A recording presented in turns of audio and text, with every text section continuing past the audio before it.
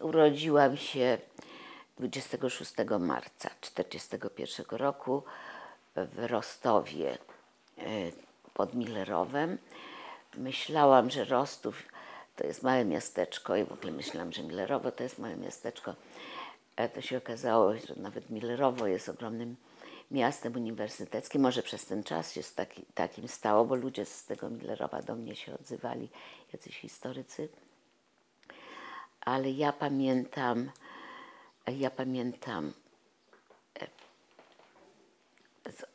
step. Pamiętam, że mama szła po wodę z koromysłami do rzeki i to była chałupinka, w której myśmy mieszkały. Miałyśmy pokoik. Moja mama z ojcem, Szlomo Janklewiczem, uciekała, jak wojna się zaczęła. Oni mieszkali w Gdyni, bo tam była praca i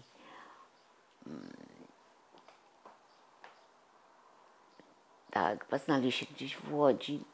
Mama się urodziła w Turku, koło Kalisza. Ojciec w Skarżysku Kamiennym. Ojciec był blondynem o niebieskich oczach. Mama była brunetką o brązowych oczach, ale mówiła dobrze po niemiecku. Tak, i mama przeżyła, a ojciec tam Niemcy doszli. Moja koleżanka, która robiła książkę o mnie, dopiero jak ona zrobiła te badania, to ja zobaczyłam, jaka tam była historia, jak to było, że 2 razy Niemcy tam wchodzili i za tym drugim razem mojego ojca z ulicy, to wiem od mamy, zabrali, kiedy ojciec wyszedł, żeby coś do jedzenia dla nas znaleźć. No był blondynem, ale był obrzezany. A tak mi ktoś podpowiadał, że bardzo możliwe, że ktoś go wskazał. Dzisiaj w to nie wierzę, że ktoś go wskazał, po prostu miał pecha. Mama poszła na gestapo, ponieważ mówiła dobrze po niemiecku. Tak, i to jest taki straszny kawałek, tego powiem. Mama poszła się upomnieć, że nie jest Żydem i że ma przecież w papierach, nie ma. A myśmy sprawdzili, jest obrzezany. Także ten znak dla mnie, odkąd mama mi to powiedziała, a powiedziała mi to dość późno mi to powiedziała, kiedy, nie wiem, czy to nie było tak, bo mama wyszła drugi raz za mąż. Długo myślałam, że wyszła za mąż za człowieka, którego ja jej wybrałam, że ja wybrałam go sobie na ojca i ona uważała, że to jest dobry człowiek, skoro ja go wybrałam, ale też długo nie zepchnęłam, to nie pamiętam, że to nie jest mój ojciec. Mama mi to powiedziała, kiedy miałam chyba 14 lat, bo się bała, że moja młodsza kuzynka Bluma, która wszystko wiedziała, że mi to powie i że to nie będzie... Znaczy, miała widocznie to świadomość, że ja tego nie pamiętam, bo przecież byłam na ich weselu, nie na ślubie, ale pamiętam przyjęcie, które było w domu. Ciocia mi dała wtedy, kiedy nie było mamy, oni poszli widocznie do Urzędu Stanu Cywilnego, a ja dostałam fosforyzujące koraliki od cioci Moły, od mamy Blumy. To była żona brata mojego ojczyma, Symcha.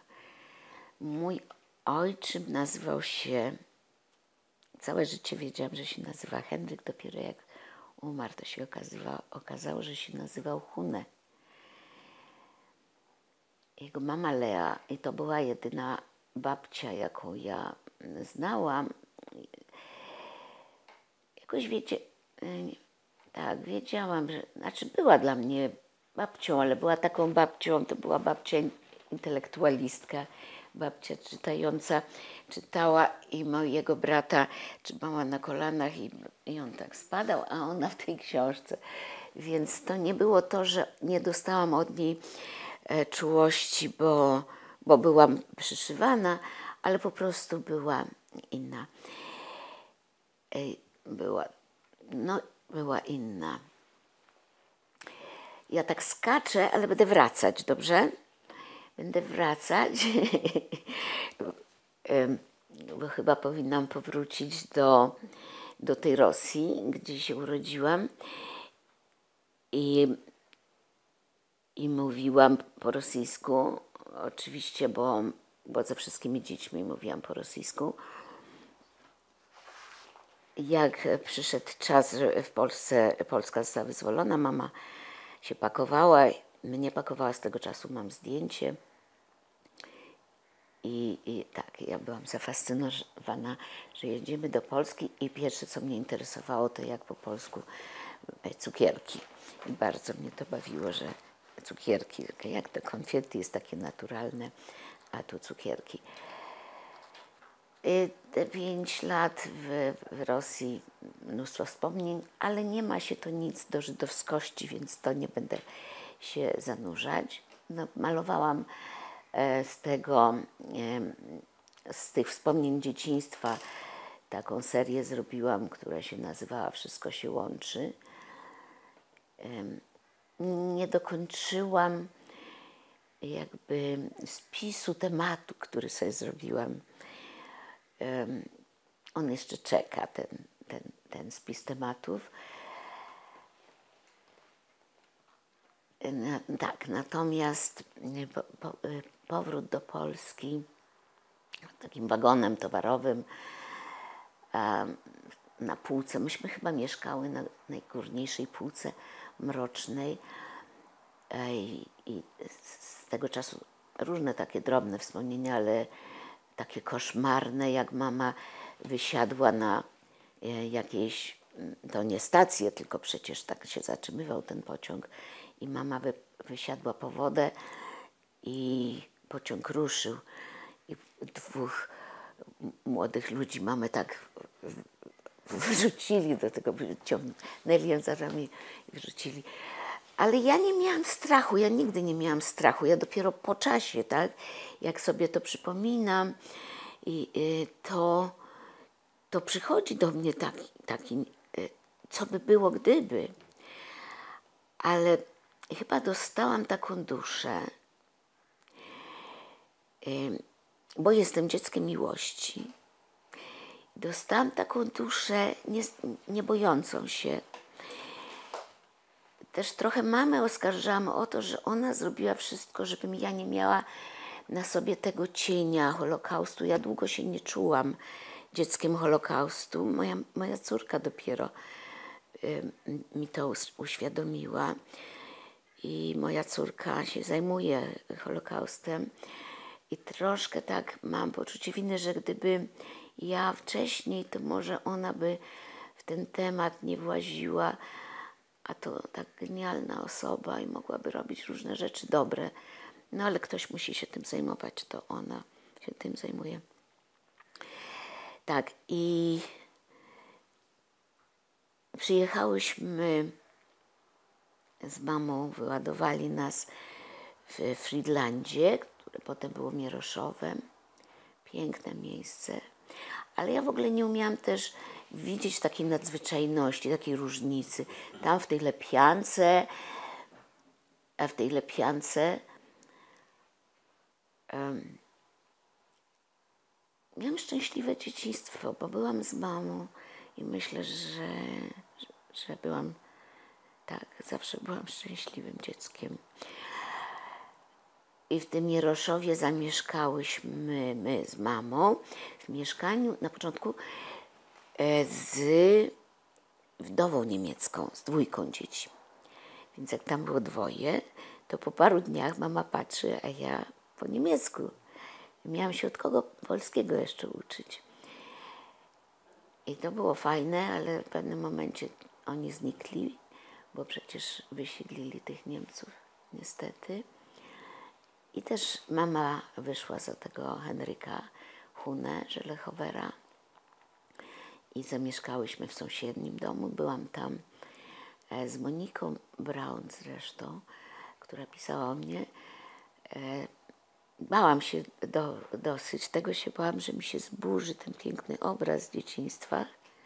No i faktycznie wszystko tam takie malutkie te schody i małe wejście, nie wiem czemu takie małe te domki. I szukałam na podwórku płyty marmurowej, pod którą namawiałam dzieci, już wtedy żydowskie dzieci, te dzieci, które wróciły też z Rosji, taką religię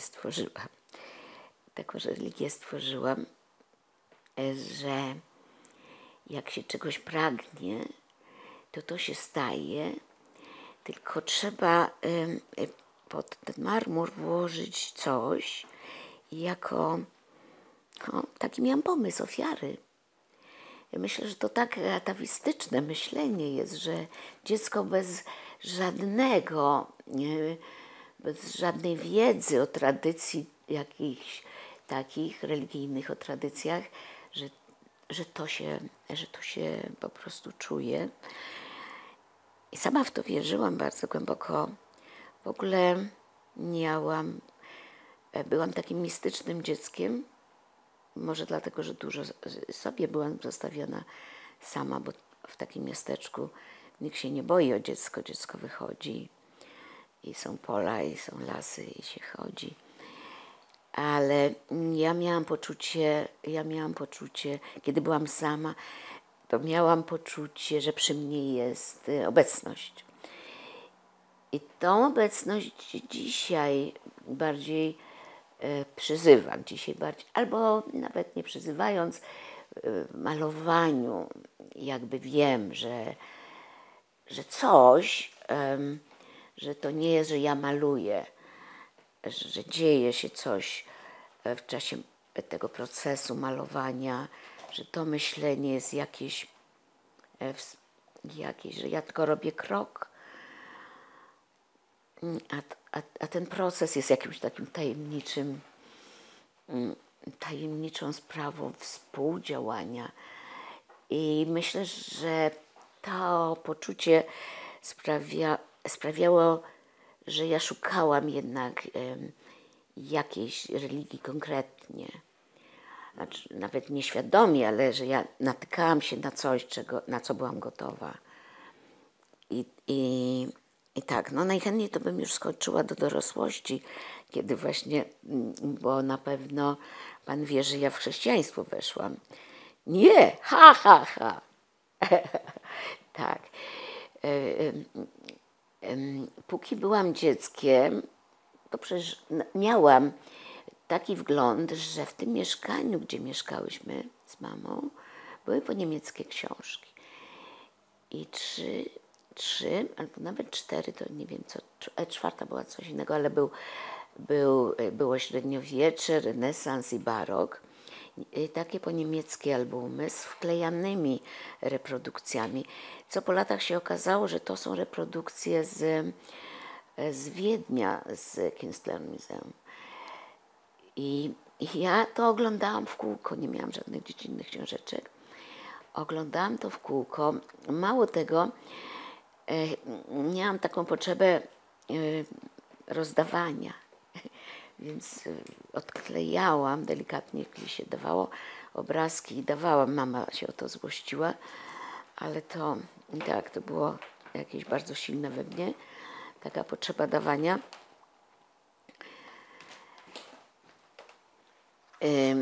I w tych obrazkach oczywiście były ukrzyżowane, tak, były różne sceny piety, ale też świeckie malarstwo, ponieważ nie miałam wyjaśnienia, nie było klucza, bo ja jeszcze nie umiałam czytać, aczkolwiek litery to nie była Schwabacha, to był gotyk, to była normalna tak czcionka, ale nikt mi nie powiedział jeszcze jak nazwy liter. Nie, nie, ja tam nawet po tych książkach pisałam, że uczyłam się. Nie udało mi się nigdy tego, nie byłam na tyle gorliwa, żeby wczytywać się w tekst, zanim poszłam do szkoły. I tam w tym Mieroszowie beztroskie lata w przedszkolu żydowskim, które mama organizowała. I dziewczynka z sąsiedztwa, Halinka Purtakówna, powiedziała mi w bramie jego domu, bramie naszego mieszkania, czemuście wy Żydzi zamordowali naszego Jezusa. No to zrobiło na mnie oczywiście piorunujące wrażenie. Kogo myśmy zamordowali, Żydzi? Ja jeszcze tak o tym żydostwie nawet nie wiedziałam, tak? Bo ani nie było powodu, ani nie było czasu o tym mówić.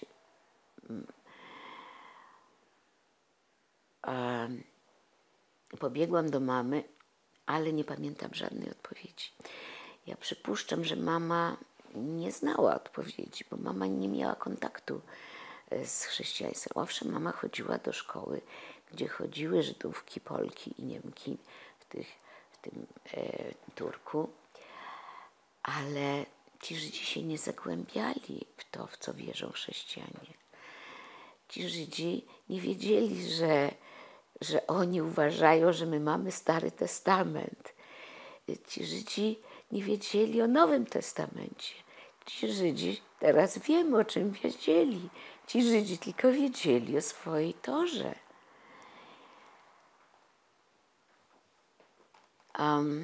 Tak. Potem przenieśliśmy się do Wrocławia, kiedy ja już szłam do szkoły. I poszłam do szkoły we Wrocławiu na ulicy Jemiołowej. Ceglana szkoła czerwona.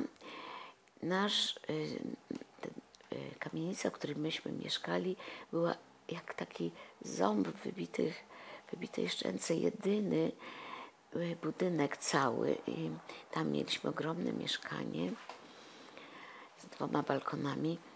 Na podwórku jakieś były dzieci, z którymi wślizgiwałam się przez okna od piwnic do tych piwnic. Buszowaliśmy po tych podwórkach. Tak, jak poszłam do szkoły, to byłam jedynym dzieckiem, które nie chodziło na religię, bo wtedy była, na początku po wojnie, była religia w szkołach, żeby się podlizać tym katolikom. I ja byłam zwolniona z tych lekcji. Niemniej kilka razy się zdarzyło, że w jakiś sposób, czy to akurat była lekcja w środku szkoły, w środku lekcji, byłam na tych lekcjach. I ten ksiądz rozdawał obrazki, takie obrazki, jakie były wtedy, tak, serowane jakoś, czarno-białe, tak brzydkie, tak straszne, a ja miałam wgląd w obrazy. I to nie mogło mnie zachwycić, byłam tak zgorszona. Poza tym to, co opowiadał ten ksiądz na tej jednej lekcji, której byłam świadkiem, ponieważ byłam tak z dystansu, to było bez sensu. Tak to było bez sensu. Przyszłam do domu i opowiadałam o tym. Nie pamiętam, co mnie tam akurat tak budziło, takie rozbawienie i takie. No w każdym razie nauczyłam się, myślę, wtedy w taki naturalny sposób być osobna. I to dla mnie w ogóle nie było, nie pamiętam, żeby to w jakikolwiek sposób było przykre, żebym miała być onieśmielona czy coś. Chociaż ogólnie miałam o sobie obraz, że byłam nieśmiałą dziewczynką. Ale to mnie nie wpędzało w żadne zakłopotanie. Ale już w następnym roku byłam w szkole na Czernickiej. Rodzice dostali tam mieszkanie na Kraszewskiego. I no to pamiętam, że byłam nieśmiała, bo ojciec chciał, żebym zeszła do kiosku po papierosy. 10 sportów miałam kupić. I ja okropnie się wstydziłam i powtarzałam 10 sportów, 10 sportów, 10 sportów. okropnie. A potem już w tej klasie miałam koleżankę, Rozę Kram, której nigdy nie odnalazłam. Kobiety nie mają nazwiska przecież, więc się już nie dało jej odnaleźć. Roza Kram była taką spryciulą, która umiała wszystko załatwić, ale nie, była kiepsko zasymilowana i jej polski był kiepski i w klasie obśmiewały ją dzieci za jej wypowiedzi. Bardziej były wredne te dzieci żydowskie niż chyba, nie wiem, inność to dzieci, to żydowskie dzieci. Akurat te dzieci wszystkie mówiły poprawną polszczyzną w tej tepedowskiej szkole. I w ogóle potem się okazało, że poziom tam był najwyższy w Wrocławiu. No ja byłam nowa, ale szybko się tam wgrałam. Miałam dwie, właśnie jedną tą Rozę Kram, która była od spraw tego, że trzeba było kupić chleb w piekarni, a ja się wstydziłam i szłam najpierw do Rozy i Roza mówiła poczekaj najpierw musiała coś zrobić, bo była czwartym dzieckiem w tej rodzinie. To była taka, to miałam wgląd w taką rodzinę żydowską, jaka mogła być tylko przed wojną. Biedna, ale mnóstwo tam ludzi. Babcia była umierająca w łóżku, a Roza mi pokazała, jakie babcia ma spuchnięte nogi. Ja byłam tak zażenowana, a ona tak tą babcią traktowała jak jakiś przedmiot, bo babcia była nieprzytomna. Tak, i Roza umiała, i szłyśmy do tej piekarni, a piekarnia już zamknięta. I ona pukała od tyłu i wiedziała gdzie i tam świeży chleb z pieca kupiłam. I to była Roza. A drugą moją przyjaciółką była Mika. To nie powiem jej nazwiska, bo ona jest i ma to swoje nazwisko, jest w Paryżu. Była profesorem na Sorbonie. Tak, z Miką, no to były wysokie rozmowy. Mika chodziła do opery. Mika miała przybory toaletowe na swojej toaletce. Mika pięknie obkładała swoje książki. Mama moja robiła wszystko, żebym ja Mikę nie lubiła, bo stawiała mi ją na wzór.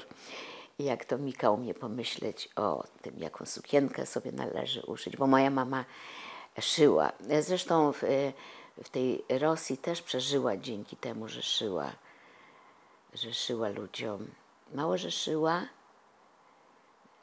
dygresja, to miała farby ze sobą, nie mam pojęcia jakim cudem, może zanim wojna wybuchła, bo przecież nie mogła przez ten Bóg, jak przechodziła, mieć pudełka z farbami. Miała tylko swój obrazek, który namalowała w tym Turku i który u mnie wisi jako łączność z nią. I mama namalowała tymi farbami, uszyła mi płaszczyk. I na kołnierzyku tego płaszczyka, płaszczyk z jakichś resztek płótna, takiego, pamiętam, takie jak do gruntowania płótno. I na kołnierzyku namalowała niebieskie kwiatuszki. I nawet w czasie wojny i między bombami widocznie ludzie lubią, żeby było ładnie. I mama malowała ludziom na guzikach. Szyła, ale też na guziku malowała kwiatki. Ja kiedyś też zresztą namalowałam miałam futro uszyte przez siostrę mojego męża i duży guzik. I przypomniałam sobie, że mama malowała te kwiatki i sobie namalowałam róże. Tak, więc ta Mika była takim wzorem. Z Miką zakopałyśmy na mojej ulicy, na Kraszewskiego. Z jednej strony jest więzienie na końcu tej ulicy, a po drugiej stronie szpital psychiatryczny. I tam pusto, na ogół nikt nie chodzi. Myśmy tam zakopały pod drzewem przysięgę. Przysięga była trochę bo po prostu nam była jakakolwiek przysięga potrzebna, że będziemy dobrymi uczennicami, dobrymi coś tam, takie pionierskie wychowanie. Potem odkopywałyśmy tą przysięgę, jak poszłyśmy z nagrodami na koniec roku szkolnego. Tak, no i Mika była prymuską, Mika była osobą wspaniałą. Potem z tej szkoły odeszłam do liceum plastycznego, bo mojej mamie, jej znajomi, ona pracowała w pewnym momencie w jakimś biurze architektonicznym, w kreślarni. No, miała zdolności plastyczne, więc z tym zarabiała, co miała, kreślarni, i pokazywała moje rysunki i obrazki. I jej znajomi uznali, że ja powinnam iść do liceum plastycznego. Także zabrała mnie z pierwszej klasy ogólniaka do drugiej klasy liceum. No znowu byłam nowa. Trochę mi było żal, bo w liceum plastycznym to ogólne wykształcenie jest bardzo takie ogólne, a tu mogłam mieć naprawdę, ale w tym czasie to musiał być 57 rok albo 6. Jak? Tak. Bo w tym czasie, ja wracałam z liceum, wysiadałam z tramwaju i przychodziłam koło tej szkoły i zachodziłam i spotykałam się. I co zaszłam, to było mniej ich. Wyjeżdżali. Ja nie orientowałam się, dlaczego w tym 57 wyjeżdżają.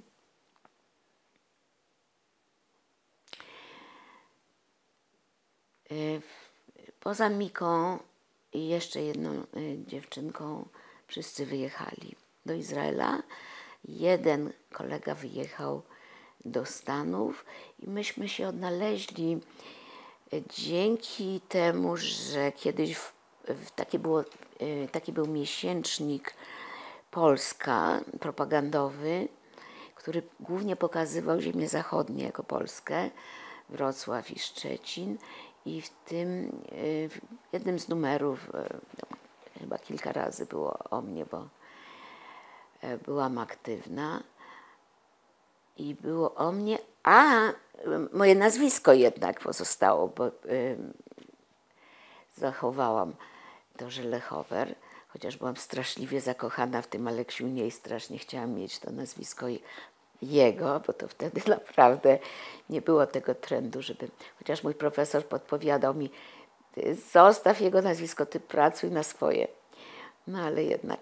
W każdym razie dzięki tejże Lechower to pismo zobaczył kolega, prymus z tej klasy, Lusiek Pertman, i napisał do mnie list do redakcji Polski, bo po pierwsze nie wiedział, że ja mieszkam cały czas w tym samym mieszkaniu i pewno nie pamiętał adresu, ale po drugie nie chciał mi robić problemów. Przecież on wiedział, że w Polsce to może być problem, list ze Stanów Zjednoczonych, z Ameryki. Więc napisał do redakcji, zanim ten list do mnie dotarł, i on tam nie pisze, kim on jest, a podpisał się Eliasz Pertman. Mnie nie przyszło do głowy, że Eliasz Pertman to jest Lusiek. No, odpisałam go, sądząc, że to jakiś znalazł się znawca sztuki, a to był Lusiek. No, w każdym razie on był takim łącznikiem i znał ludzi w Izraelu i oni się wszyscy poodnajdywali, no właśnie trochę przez to zdjęcie moje, po czym on był na spotkaniu ich w Izraelu, zrobił zdjęcie z tego spotkania, na odwrocie napisał mi nazwiska aktualne tych ludzi, bo nie tylko kobiety zmieniły nazwiska, ale oni zmieniali imiona i nazwiska na brzmiące po hebrajsku bardziej. Tak, i w taki sposób no, przeskakuje lata, w taki sposób, kiedy ja działałam w duszpasterstwie środowisk twórczych przy kościele Świętego Marcina we Wrocławiu. Kościół Świętego Marcina został nam dany przez kardynała jako miejsce dla spotkań dla artystów, dla inteligencji. To malutki kościółek, w którym przedtem zbierali się kikowcy. Też myśmy ich stamtąd wyparli jakoś i nawet w piwnicy oni mieli takie miejsce spotkań, tam galerię zrobiliśmy. I w tym 81 roku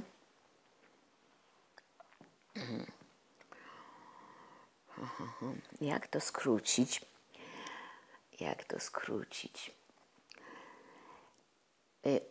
Dygresje. Muszą być dygresje. W 73 chyba, kiedy już miałam małą córeczkę, Natalię, urodzoną w 71, już mogłam wrócić do artystycznego życia z tym dzieckiem. Pojechałam na plener, który był organizowany przez Wrocławski Związek Artystów Plastyków. Plener był Boże, jak się nazywa ta miejscowość? Pawłowicach, Osetnicy. Takie miejsce nieokreślone, bo z trudem potem je odnalazłam. Się okazało, że ten PGR się nazywał Osetnica, a cała miejscowość Pawłowice. To był czas, kiedy konceptualizm w sztuce był taką wiodącą tendencją. Ja w to nie weszłam, ja miałam potrzebę malowania, malowałam, a ten komisarz tak zwany pleneru, Anastazy Wiśniewski, no, był awangardowym artystą i zaprosił awangardowych artystów, właśnie konceptualistów, Natalię Lachowicz, Andrzeja Lachowicza, Kwieków, całe grono. Oprócz tego byli ludzie z NRD, bo to był międzynarodowy plener z NRD, z Petersburga była Irina. Na tym plenerze Anastazy robił takie swoje działania artystyczne. Pewnego wieczoru, kiedy położyłam Natalię spać, a do spania była taka ogromna sala, w której wszyscy prycze, młodość jest naprawdę, i ja z dzieckiem położyłam ją na jej pryczy i zeszłam do życia towarzyskiego, do sali, w której zawsze się tam zbieraliśmy, czy zawsze, czy ze 2 dni wcześniej. I nie ma telewizora, nie ma gawęd, jest stół przykryty zielonym suknem, paprotka, tak jak na różnych akademiach partyjno-rządowych, tak wtedy. Siedzi za tym stołem Anastazy i jego ekipa, ci awangardowi artyści. Tu rzędy krzeseł i ja weszłam, wparowałam pierwsza, okazało się. Wchodzę, siadam, niepewnie się rozglądam. Anastazy mówi: koleżanko Żelechower, my tu mamy taką tradycję, że się zbieramy i rozmawiamy o sztuce. I teraz chcemy zapytać koleżankę, co to jest sztuka. No więc, tak, no, widzę, że taka zabawa, teraz bawimy się na poważnie, więc usiłuję wybrnąć jakoś dowcipnie i że sztuka kulinarna jest mi nieobca. Nie. On mówi, nie, my naprawdę chcemy wiedzieć, co to jest sztuka i czy to, co koleżanka robi, to jest sztuka. No więc skromność przecież i gdzieżbym śmiała powiedzieć wtedy, że to, co ja robię, to jest sztuka, albo że jak chcę, to powiem, że to jest sztuka.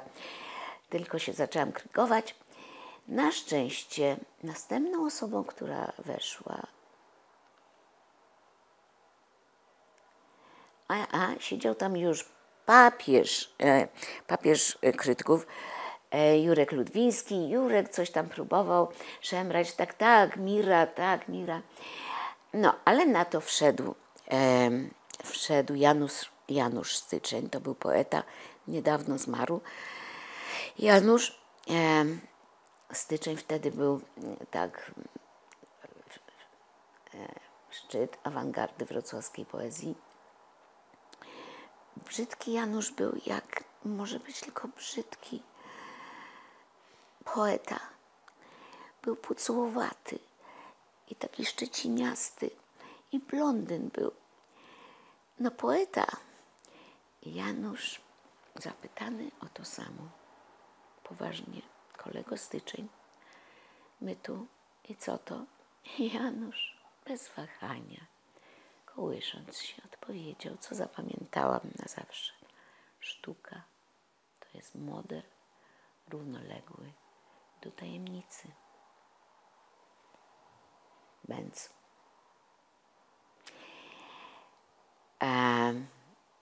Dalej nie pamiętam, następnie wchodzili, ale następnego dnia Anastazy, bo zrobiło się za dużo ludzi, tam przyjeżdżali, Anastazy ogłosił gangsterstwo w sztuce i zaczął ludzi wyrzucać.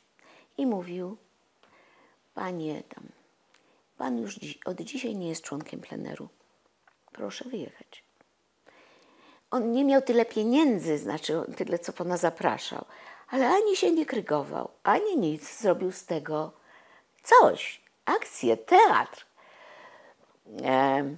No ja byłam nietykalna, ponieważ on też potrzebował, jak się okazało, obrazów na koniec, bo dyrektor tego PGR-u, który był chyba głównym sponsorem, co to musiał być za człowiek, bym się chciała zetknąć z takim człowiekiem, po prostu wymagał wystawy na koniec. Więc Anastazy potrzebował artefaktów. Więc ja nie byłam wyrzucalna, ale też napisał na ścianie, na tablicy ogłoszeń, że od dzisiaj każdy musi zrobić jakąś akcję, jakieś działanie.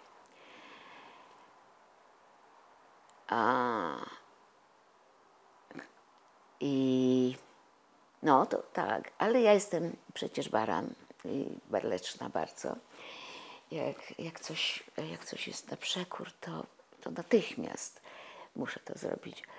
I tam był taki młody człowiek, dla którego ja byłam autorytetem, bo ja już byłam chyba 3 lata po studiach, czy 2, a on dopiero skończy, a był po architekturze wnętrz, więc umiał zrobić konkretne rzeczy. To było istotne, bo chodziliśmy na zewnątrz już tego PGR-u, wzdłuż rzeczki i tam zauważyliśmy za ostatnią chałupą tej wsi była taka budka szklana, ceglana, taka. To mogła być strażnica ogrodzenia tego pałacu, ale mogła być też kapliczka. Mała, no naprawdę mała, ale to on mi podsunął, że to zróbmy tą kapliczkę. No to ja zaczęłam myśleć, co to za kapliczka może być, która będzie uniwersalna, która będzie świecka, która będzie dla wszystkich. No i wymyśliłam, że chleb i to kapliczka chleba powszedniego i on zrobił, tam w tym PGR-ze były warsztaty, wszystko można zrobić, zrobił z klocka drewna taki bochenek piękny. Ja go pomalowałam olejnymi farbami, jak żywy wyglądał. No i razem żeśmy zaczęli tą budkę, tą kapliczkę remontować. On tam położył dach i okienka wstawił. I żeśmy taki wzgóreczek lekki, to myśmy to wysprzątali. I to najwyraźniej ludzie to zauważyli na wsi i przychodzili, przynosili nam ciasto, śliwki, coś. Jak zrobiliśmy to Andrzej mówi, ale wiesz co, szefowa, to nie będzie ważne dla tych ludzi, jak to nie będzie poświęcone. Trzeba iść do księdza i poprosić, żeby to poświęcił. No i on znalazł, gdzie parafia tej Ja się zgodziłam iść do księdza, chociaż nigdy przecież z księdzem nie rozmawiałam, nie wiem jak się rozmawia z księdzem. Ale młody człowiek, który to był, ciekawe kto, zgodził się. Dzisiaj by się chyba nie zgodził, Żydówka w ogóle czy coś, nie? Ale wtedy zgodził się. Zgodził się. Myśmy ogłosili na tej tablicy, że bliżej prawdy numer 2, bo najpierw jeszcze zrobiliśmy, o ja nie mam kolczyków, zrobiliśmy numer 1, bo on zażyczył sobie, Andrzej, że skoro on ze mną zrobił moje, to ja mam z nim zrobić jego, a jego było bezczelne. Ale ja nie wiedziałam, o co chodzi, więc kazało mi się ubrać w kalosze, tam kalosze, i weszliśmy do Bory. Wszyscy przyszli z aparatami fotograficznymi, bo to ja nie miałam aparatu, bo to było trudne, ale nie liczyła się sztuka, która nie była zdokumentowana. Więc oni z tymi aparatami, a my do stanowiska 6 byczków, 6 młodych byczków. Ja w tych kaloszach, krótkiej sukience, z widłami i Andrzej tylko mówi, ty rób co ja. I myśmy ściółkę spod tych byczków, one nic, wygarnęły na taczkę, podsypaliśmy świeżą, którą on wiedział skąd i wywieźliśmy tą taczkę na zewnątrz. A oni i pożegnaliśmy się. Że oni się nie obrazili, ja nie wiem. Że oni przyszli na nasze działanie numer 2, no to chyba wielka ciekawość ich musiała gryźć, co my znowu wykombinowaliśmy. No i wykombinowaliśmy, to było piękne. Oni stali wszyscy z tymi aparatami fotograficznymi przy tej kapliczce. My mówimy, że to o 10, chwileczkę, o 10. Drogą słońce, dzień jak po prostu zamówiony. Drogą idzie ksiądz, chłopcy w komeszkach, baby, chłopy śpiewają, śpiewają. I idą sobie radośnie, przyszli tu. On wygłosił, powiedział coś, podziękował. Ale co było najdziwniejsze? A ja twarz blacha. Przyszliśmy do tej kapliczki, a na tym chlebie stoi gipsowa Matka Boska, ichnia, którą oni przywieźli gdzieś ze wschodu. To dopiero było coś. To dla mnie była nagroda, że zrobiłam coś potrzebnego ludziom. To nie tylko odpowiedź, że tutaj jakaś przekora moja. Ja chciałam tym ludziom coś dać, ale ja nie wiedziałam, że ja mam co do dania w ogóle. I to dla mnie była najpiękniejsza chyba lekcja w życiu, że po prostu ten jeden krok zrobić, to dalsze po prostu same się robią. Przychodzą ludzie, dzieje się, to tylko ten jeden krok, żeby wyjść z takiego niewychylania się, z takiej nieśmiałości nawet, z nieśmiałości. Nieśmiałość jest paskudna. No i tak to zaowocowało dalej, bo wśród tych ludzi, którzy fotografowali, byli dobrzy ludzie. Był taki artysta Wiesław Smużny, którym też nie miałam, potem miałam z nim kontakt, ale już dawno nie. On był asystentem, coś tu lata strasznego. No nie, tam on, jakby pan wypuścił go z balkonem. Nie szerszeń, ale coś. Nie wiem, czy możemy dalej gadać. Tam jest łapka. No. Boję się. Nie boję się. Dobra. Jak można wszystko wycinać, to wycinajmy. Czekajmy. Może, żeby on nie ugryzł. On. Jest, tak? Duże coś. Mucha? To zostawmy. To niech będą otwarte drzwi, ona może sama znajdzie widzieć, ale to mi wygląda na coś. W każdym razie Wiesław Smużny był asystentem na wykładach Janusza Boguckiego, który był krytykiem wtedy już bardzo, bardzo znamienitym. Janusz pokazywał slajdy z tego zdarzenia swoim studentom jako przykład sztuki ludycznej.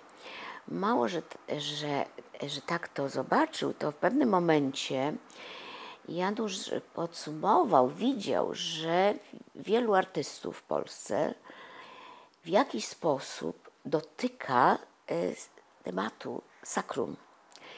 I on zaczął zapraszać tych ludzi do lasek pod Warszawą. Ale ja to będę prosiła o jakąś herbatę albo coś. Jednak mi gardło. O, może być tak, z tego dzbanuszka. I z tego Janusza właśnie, i z tego wszystkiego, i z tej kapliczki.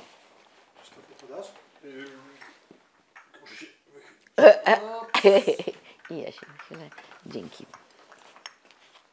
Cukier może podać? Jest gorąca ciągle, o dziwo. Tak. I Janusz w tych laskach zaczął robić pierwsze spotkania. No i mnie znalazł. I ja tam przyjechałam prosto z Gardzienic, do których pojechałam po takiej przerwie stanu wojennego. I pojechałam do nich z rulonem, z obrazem, który miał 16 metrów. Takim, właściwie był takim filmem, ponieważ nie mogłam zrobić filmu, to takie obrazy jeden za drugim, które mi się przyśniły. Początek, stworzenie świata, dzień pierwszy, drugi, następny. Ja ten obraz potem pokazałam jako rotundę, jako panoramę, bo panorama ciągle się budowała i nie budowała, ciągle zezwolenie i niezezwolenie. I nie było jeszcze panoramy, więc ja w tym momencie wolności przed stanem wojennym miałam wystawę jednego obrazu w rynku, w kamieniczce i tam pokazałam tą panoramę, stworzenie. I z tymże obrazem zwiniętym w rulon potem po stanie wojennym pojechałam do Gardzienic, bo nasza wymiana polegała na tym, ja niby z nimi współpracowałam, ale to nie było jakieś określone, na czym to Włodek mi zadawał jakiś temat, ja malowałam o tym obraz i to takie było, nie. Coś robiłam, jakieś rekwizyty, jakieś rzeczy, tak, ale głównie to taka była wymiana, więc ja zabrałam ten obraz i kilka małych obrazków, które tam wsiąkły i wiszą w tych przestrzeniach różnych. Ale z tą panoramą potem od nich jechałam do lasek właśnie i im mówiłam, że jadę do lasek. A oni mi powiedzieli, że kiedyś była na takich badaniach etnograficznych, mieli kontakt z dziewczyną, która jest w Laskach. Nazywa się Teresa Cwalina. Już nie jest w Laskach, bo jest na emeryturze, jest świecka. Bardzo ważną rolę w moim życiu Teresa odegrała. Ja ją tam, jak Janusz zaprosił mnie do Lasek, to odnalazłam Teresę, więc oprócz tego, że byłam oficjalnie, to miałam swoją przestrzeń. Teresa zajmowała się grupą najbardziej niepełnosprawnych dziewczynek w wieku 12 lat, ale były na poziomie 5-latek. I tak, były różne wykłady, na które chodziłam i z których nic nie rozumiałam. Tak rozumiałam słowa i słowo. To były tak obce mi pojęcia. Tam był ksiądz Pasierb, Jacek Sali, z którym straciłam trochę kontakt, ale jak będę miała czas, to myślę, że możemy się zawsze spotkać.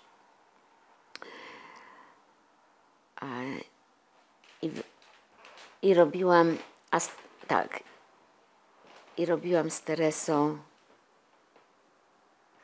No, powiedziała mi, że z tym przyjechałam. Ona mówi, że jeśli chce, to mogę z dziećmi zrobić jakieś zajęcia, więc zrobiłam z dziećmi takie stwarzanie obrazu. Ja do nich mówiłam jako do katoliczek i mówiłam, wy wiecie, bo ja nie wiem.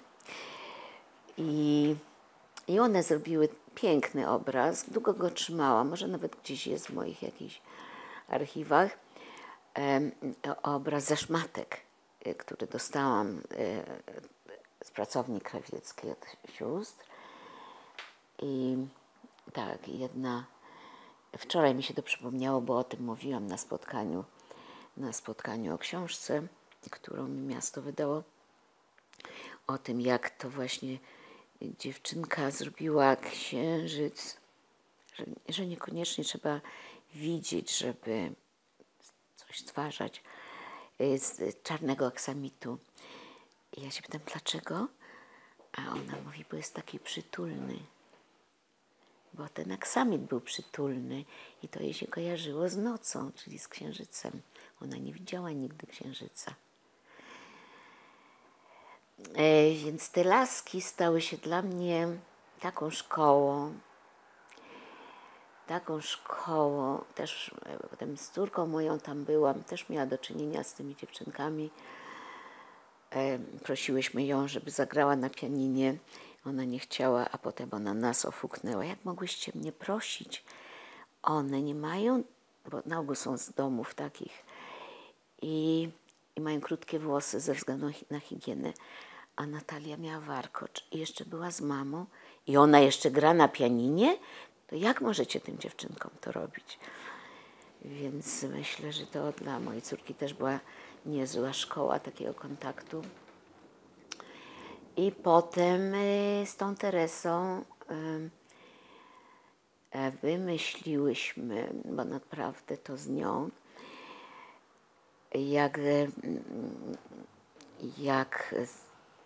w którym to momencie się stało, że Kościół, stanu wojennego, dokładnie, stanu wojennego. Ksiądz Rzewiecki tutaj wygłaszał takie piękne kazanie w te chyba już przecież nie mogło to być w tą niedzielę stanu wojennego. Oczywiście, że nie w rocznicę, miesięcznicę, czy w jakiś czas następny chyba, następne kazanie, które w katedrze się odbywały. W każdym razie ja w tych Laskach jeszcze, to nie był pierwszy pobyt, któryś mój pobyt w tych Laskach, bo to trwało jakoś. Jak przyszedł stan wojenny właśnie, to Janusz miał już nasze adresy, bośmy już byli, i nas zaprosił, wysyłając nam tylko kartkę, że siostrzyczki zapraszają na herbatę. I tak ta konspiracja już mogła istnieć, bo już nawiązaliśmy kontakty. I ja tam za tym, jak noc stanu wojennego, co ja tak zapomniałam, w noc stanu, ja miałam wernisaż w Warszawie, przypadkiem, w przeddzień, 2 dni, przeddzień stanu wojennego, w galerii Test. Wreszcie, jako artystka mogłam się pokazać w Warszawie, wystawa duża, ale pokazująca też jakoś o Gardzienicach. Ja tam miałam całą serię zdjęć. Na wernisażu Ewa Benesz, która była u Grotowskiego kiedyś, która też jest ważna w moim życiu, miała taki performance, taki spektakl. A ja zrobiłam ten wernisaż po ciemku, tylko świece były zapalone i podawałam herbatę ziołową i grzanki z tostera i smarowałam je czosnkiem. Każdemu podawałam i każdemu mówiłam, jak działa ta herbata ziołowa, bo była kompozycja własna i każdemu mówiłam to, co jemu jest potrzebne, jakbym była co najmniej czarownicą. Tak, i dużo ludzi, znaczy ta kierowniczka tej galerii była przerażona, bo w dzień wernisażu wszystkie zaproszenia wróciły, a to był czas okrągłego stołu. A zaproszenia wróciły i ona dzwoniła po ludziach po prostu, żeby ich zaprosić. To nie był przypadek, okazało się, że te zaproszenia wróciły, że nie doszły. nie doszły do adresatów. Taką mieli dobrą organizację, że już do tych intelektualistów szlaban. No, ona zaprosiła ludzi, dzwoniła. Nie wiem, kto tam był tłum ludzi. No i koniec. I koniec. Już więcej Mira jako artystka nie zaistniała za bardzo. Plakat podobno, który był, na którym, fatalnie dla mnie, bo ludzie coś tam pisali, jakieś, wyglądało na to, jak ja bym była ta, która robi wystawę w czasie, kiedy my, od razu decyzja była taka, że my nie robiliśmy wystaw w tych oficjalnych, państwowych miejscach. Co im, nie wiem czemu tak przeszkadzało, że ten Ubek nas tutaj molestował i zawoził na te przesłuchania. I okazało się, że to jest ważne, że my coś robimy albo nie robimy. W każdym razie ja w tych Laskach miałam takie przeżycie zimowe, a ja powiem. To było takie przeżycie mistyczne. Już po tym, jak z tymi dziewczynkami zrobiłyśmy ten obraz i byłam tak, już miałam z głowy to jakieś zadanie, które sobie postawiłam i spacerowałam po tej puszczy między drzewami i nagle widzę, że są ślady nart. Ślady nart. I więc ja za tymi śladami poszłam i doszłam do muru. Ale te narty tu skręcały mur, a tam furtka. Ale te narty tam nie prowadziły, no i skręciły. Nie było żadnej ścieżki do tej furtki, jakby tam nigdy nikt nie dochodził. No śnieg był świeży. I naciskam tą klamkę, metalowa, żelazna taka furtka, duża furta, nie furtka. I ona się cicho otworzyła. Ona jak we śnie tak się otworzyła, a po tamtej stronie drzewa, śnieg, pada i cisza. I ja miałam uczucie, że jakbym tam weszła, to po pierwsze bym się tu roztopiła i już by nie było powrotu do tej rzeczywistości, więc nie weszłam tam. Poza tym bałam się, że ja potem nie trafię, a przecież było spotkanie, na które Janusz zaprosił. Więc wróciłam. I potem Teresie opowiadałam, że taką furtkę znalazłam. Ona mówi, nie mogła być otwarta. Ona jest zamknięta. No poszłyśmy tam na drugi dzień i ona była zamknięta. Ale ja wiem, że była otwarta. I ta otwarta furtka, ale też myślę, że nie tylko, bo te spotkania z Januszem się rozciągnęły poza Laski. Myśmy byli na plenerze w domu, w zameczku, w domu jego syna Michała. To naprawdę artystyczne życie tam było bujne. Ja byłam tam z moją córeczką, Ewa Benesz, która robiła nie wiem którą księgę pana Tadeusza.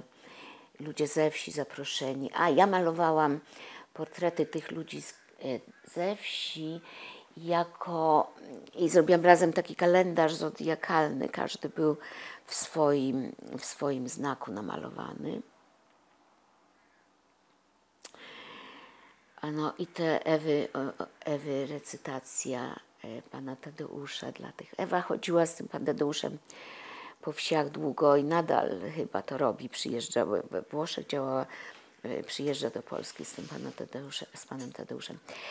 W każdym razie te lektury, Simone Weil, tam różne, wspólnie razem czytaliśmy, to jakoś mnie zaprowadziło do tego, że w tę noc stanu wojennego, jak byłam po tym wernisażu, nocowałam u Teresy w Laskach i rozmowy. I ja mówię, jakbym ja tyle wiedziała o Jezusie, co wie Paweł Kwiek, to ja bym się ochrzciła. I słyszę, co ja mówię, i to jest koszmarne. W mojej rodzinie Żyd, który się ochrzci, to tyle dowcipów jest obśmieszających to nie wiedziałam, jak dalece to jest koszmarne w znaczeniu swoim, ale to było obrzydliwe. Ale tu ja byłam nie w jakimś takim w jakimś takim wzorcu, tylko ja byłam w rzeczywistości, w którym poczułam, że to jest jakaś rzeczywistość dotykalna, w której ja mogę wejść. To jeszcze mi się tak. I Teresa chyba bardzo się ucieszyła z tego, co powiedziałam. I powiedziała, no to jutro mogę cię umówić z księdzem Wolfem, który był tam.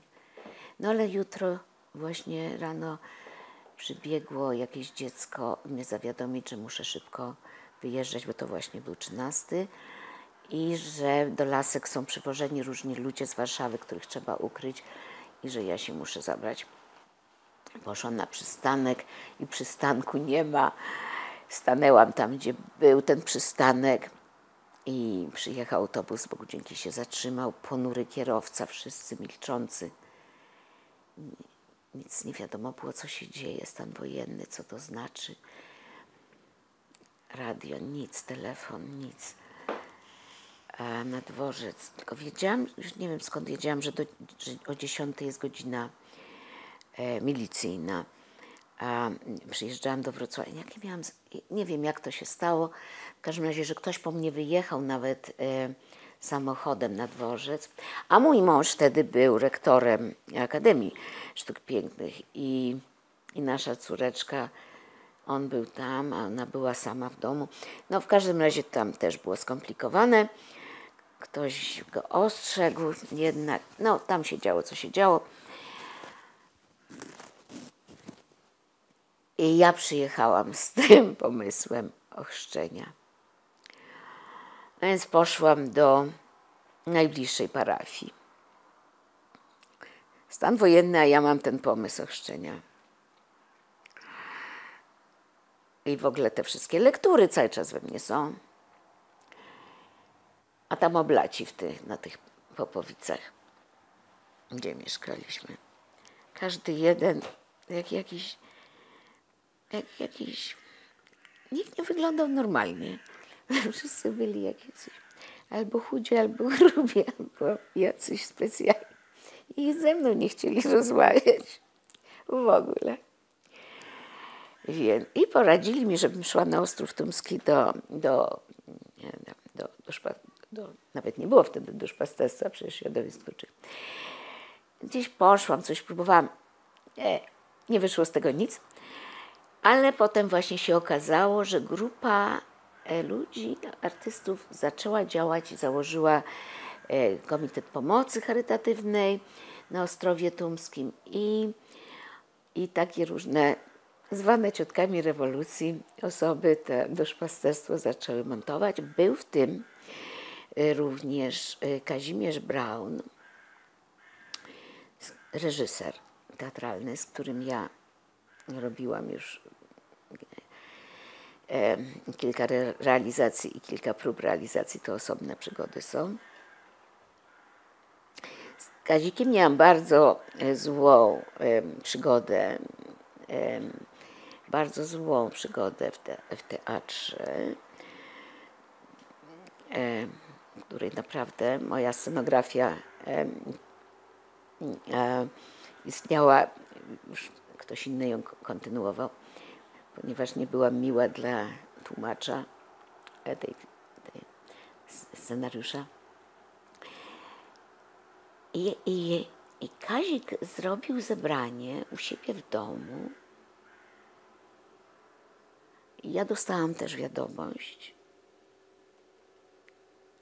Czy ja już się ochrzciłam wtedy u Orzecha, to nie pamiętam naprawdę, jak to było, bo tak, chyba ja poszłam do Orzecha, w końcu trafiłam, a u Orzecha było gniazdo os, to znaczy się tam Frasyniuk mieszkał i Józek Pinier tam mieszkał w tej dzielnicy I to była robotnicza, jeszcze inne było miejsce, ale to było solidarnościowe, robotnicze takie miejsce, które było na oku Ubeków właśnie taką. Tak, i Orzech mi powiedział, że właśnie, żebym poszła tam na Ostrów Tumski, bo zaczęło działać duszpasterstwo środowisk twórczych. Tak. No i tak tam poszłam na mszę, którą prowadził ksiądz Drzewiecki. Przesłodko to prowadził, to taki poeta, ksiądz poeta, więc mu arcybiskup wtedy Gulbinowicz dał te role z tymi artystami. No i taka się moja zaczęła rola nieświadomego swojej roli lidera jednak. No bo baran jestem, więc jak coś robię, to robię. I jako neofitka to po prostu wszystko na 1000%. I poza wszystkim moją motywacją było, ja katechezy normalnie nie miałam, tak? Byłam tak, jakoś tam się sam, no czytałam te Ewangelie, tak i tak, ale ja ich nie miałam z domu. Ja miałam za dużo krytycznego myślenia, żebym ja miała być taką normalną katoliczką. Ale to, co było sednem, to, co było ziarnem dla mnie, żeby ludzie się zorientowali, że jest Bóg. Bo to dla mnie było niewerbalizowalne jakieś, ale oczywiste. I strasznie chciałam się tym dzielić. A tu jeszcze ciągle z tą Teresą w kontakcie. Jeździłam tam, a ona tych książek, całe ściany. I tak się stało, że Janusz Bogucki się zwrócił do księdza Drzewieckiego. Chciał zrobić u nas wystawę, bo myśmy się ciągle spotykali jako grono artystów też. No i jak przed stan wojenny się okazało, że nie ma, że my nie będziemy robić w żadnym oficjalnym miejscu. Więc trzeba znaleźć, uznaliśmy, że kościół może być takim miejscem. I naprawdę rzeczywiście ten nasz mały kościółek świętego Marcina mógł być, chociaż trochę za mały na taką wystawę. Ale tu się przyznaję, ja to storpedowałam jako neofitka wredna, bo ja się bałam. Ja się bałam tego pomysłu Janusza, bo on chciał dwa światy, on chciał dobro i zło. I on chciał te diabły w tej piwnicy, a te anioły na górze. A ja już wiedziałam przez swoje malowanie, że nie można materializować i się zbliżać. Nie ma diabłów, nie ma aniołów, nic nie ma. Woda w kubku jest, póki jest. Ale kurczę pieczone. Ja jestem zabobonna. Niech będzie, że jestem zabobonna. Ja nie chcę mieć do czynienia z tym, z tą ciemną mocą, żeby miało mi to ratować życie. Nie.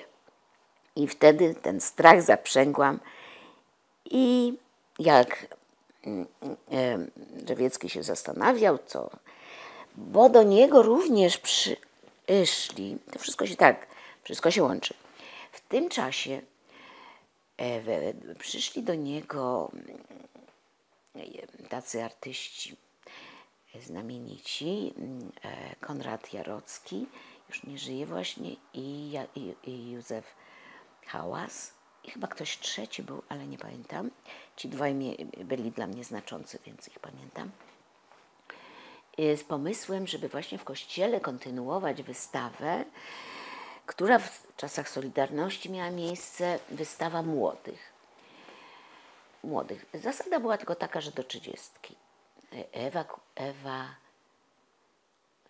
Nie Ewa Kurylok, tam nie, bo Ewa nie, ale tam świetne osoby miały swoją premierę.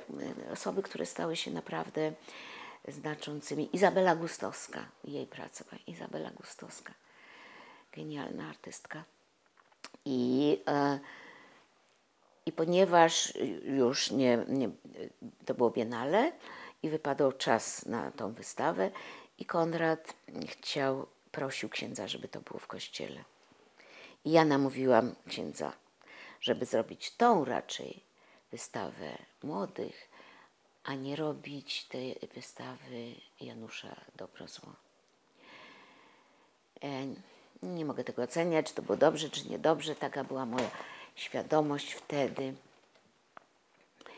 I ta była ważna wystawa. I to było ważne. Ja wtedy przestałam malować w ogóle, bo mi się zdawało, że nie mogę sobie na to pozwolić. Bo jak się dzieje tyle zła, to ja muszę coś robić. I jak Goethe mi mówił, Miro, ty maluj. A ja mówię, jak ja mam malować, jak mi ciągle ktoś spada na ręce? Tak, namalowałam takie właśnie kościelne 2 cykle, Drogę Krzyżową. Bo myśmy zrobili z Januszem Boguckim i z tą grupą pierwszą wystawę, którą żeśmy wymyślili tam w Laskach, ogólnopolską, w kościele na Żytniej. To się nazywało Znak Krzyża i tam widziałam pokój, który zrobił Staszek Krajewski i Kostek Gebert i Monika z nimi. Ktoś chyba jeszcze był. Oni zrobili taki żydowski pokój. Jakiś był jakaś przestrzeń muzułmańska, to naprawdę było coś tak otwartego, wszystko. Jurek Kalina tam zrobił przepiękne działanie w piwnicy, w ruinach, które tam były.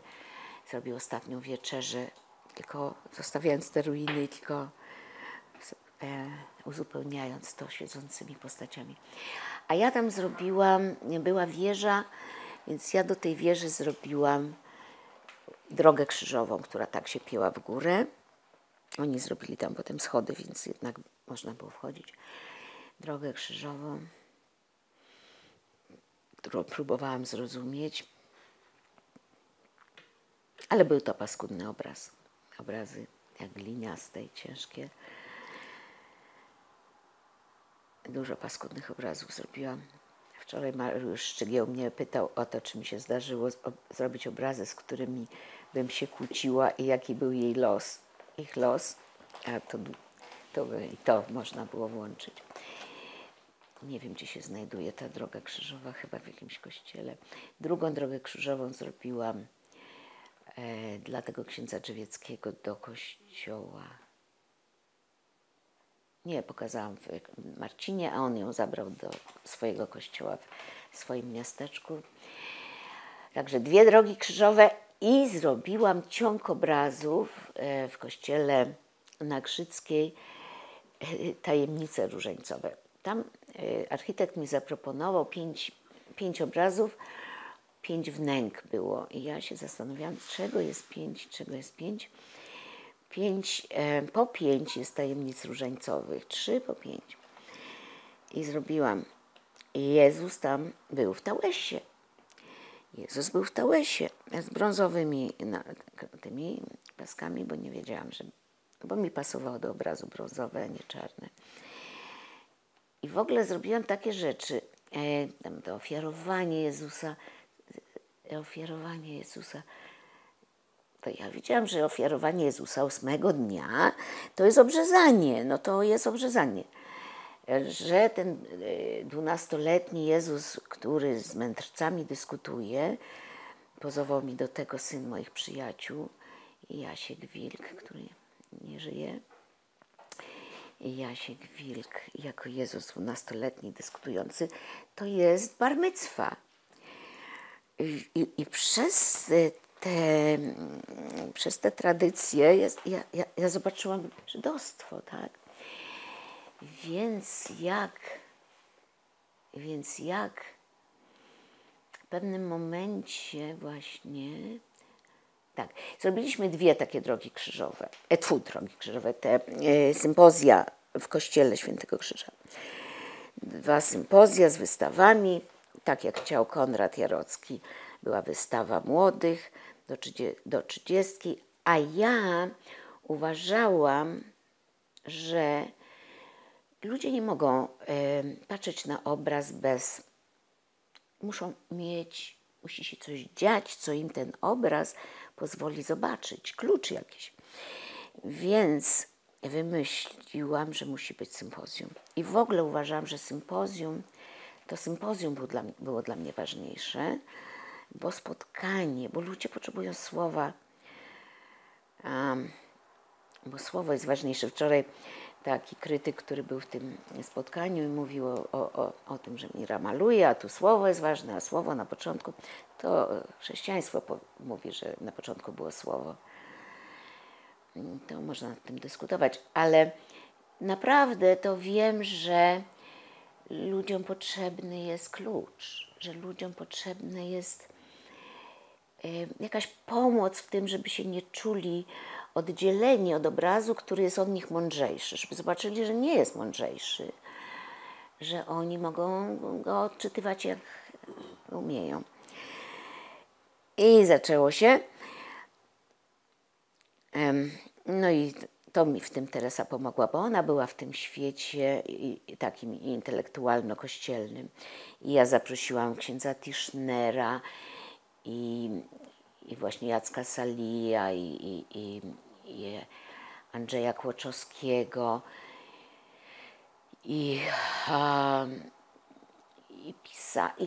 no, najważniejsze, śmietanka wtedy życia intelektualnego, ukrytego życia intelektualnego. Byli naszymi gośćmi.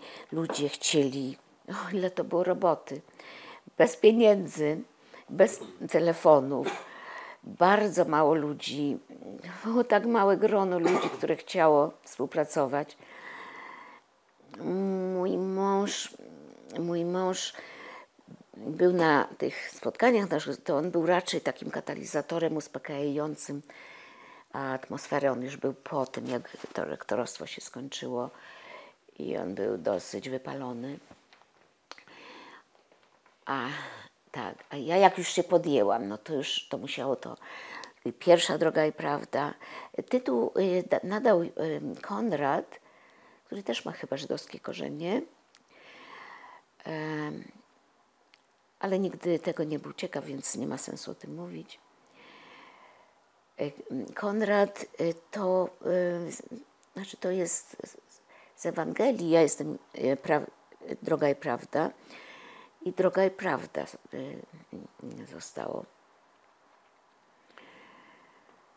I kardynał się zgodził nam patronować, ale tuż przed samą imprezą książę Wiecki został wysłany do Paryża na operację zaćmy. Ja byłam ciągle przekonana, że jestem nieśmiałą dziewczynką i gdzieżbym wyszła na ołtarz i coś powiedziała do ludzi, że oto tu witam i że tu zrobiliśmy albo coś. Pierwsza droga i prawda, pierwsza wystawa i sympozjum. Nie mam dokumentacji. Co miałam, to rozdałam ludziom, którzy jakieś robili magisterskie prace albo co i to do mnie nie wróciło. Poza tym miałam tego malutko, bo zdjęcia, które dla nas robił kilku fotografów mieliśmy, Tomek Kizny, kilku fotografów. Ja pieniądze na to dostawałam w centrali w Warszawie. Się zajmował tym taki krytyk Andrzej Wojciechowski i Basia. I wszystko im zawoziłam, całą dokumentację. Inne rzeczy, co zostawało, to kardynałowi daliśmy album, w który powklejaliśmy zdjęcia z tych sympozjów. Profesor Hernas dał to jakimś swoim w Ameryce kręgach i on napisał o tym, nie wiem czy książkę, Rafał Bubnicki znalazł, pisał o Hernasie, nie mam tej książki, bo ją podarowałam chwilowo. Także to jakoś ciągle nie może się doczekać do poważniejszego opisu. Chłopiec, który to teraz robi dla Uniwersytetu we Wrocławiu, jest tak nieśmiały, przechodzi terapię. może dzięki tej pracy się zrobi śmielszy, ale no po prostu dla historii tego zdarzenia, które było takie ważne na mapie ogólnopolskiej, to jest wielka szkoda.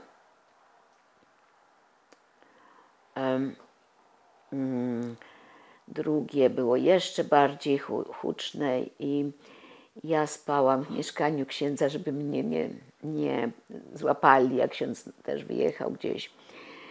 Prowadził to takimi moimi ustami był profesor Andrzej, Boże, jak on się nazywał? Był rektorem Politechniki. W każdym razie trzecie wymyśliliśmy w czasie wakacji z Mirkiem Jasińskim, młodym wtedy historykiem sztuki, genialnym chłopcem, który miał być teraz ambasadorem w Czechach i go wytegowali, chociaż starał się być poprawny. To wspaniały historyk sztuki. I on robił te kontakty z Czechami, z Czechosłowacją wtedy. Był jednym z głównych tych łączników. I Mirek podpowiedział nam, znaczy mnie i mojej koleżance, która była moją pomocą, którą wciągnęłam w chrześcijaństwo nieopatrznie, taki pomysł, że Europa Środkowa. No i ja się zapaliłam do tego, Europa Środkowa. Wszyscy się zapalili, kto jeszcze był gotów działać. Ale widocznie to dotarło do kardynała już wtedy. I dostaliśmy takie znaki, że nie. No, że Kościół Świętego Krzyża idzie do remontu, że tam będą witraże wymienione. Więc ja polazłam tam i ci ludzie, którzy tam robili te witraże i takie poustawiali rusztowania fajne i mówię, że co? I im by to nie przeszkadzało, gdyby tu była wystawa. I tak, no i wreszcie trzeba było to zgłosić kardynałowi. Nikt z tego mojego grona, oczywiście duszpasterz absolutnie nie, profesorowie, którzy byli jakąś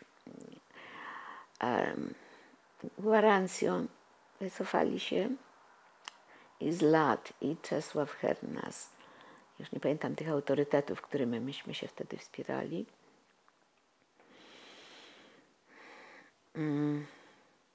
I prosiłam również, jeszcze Turowicz żył.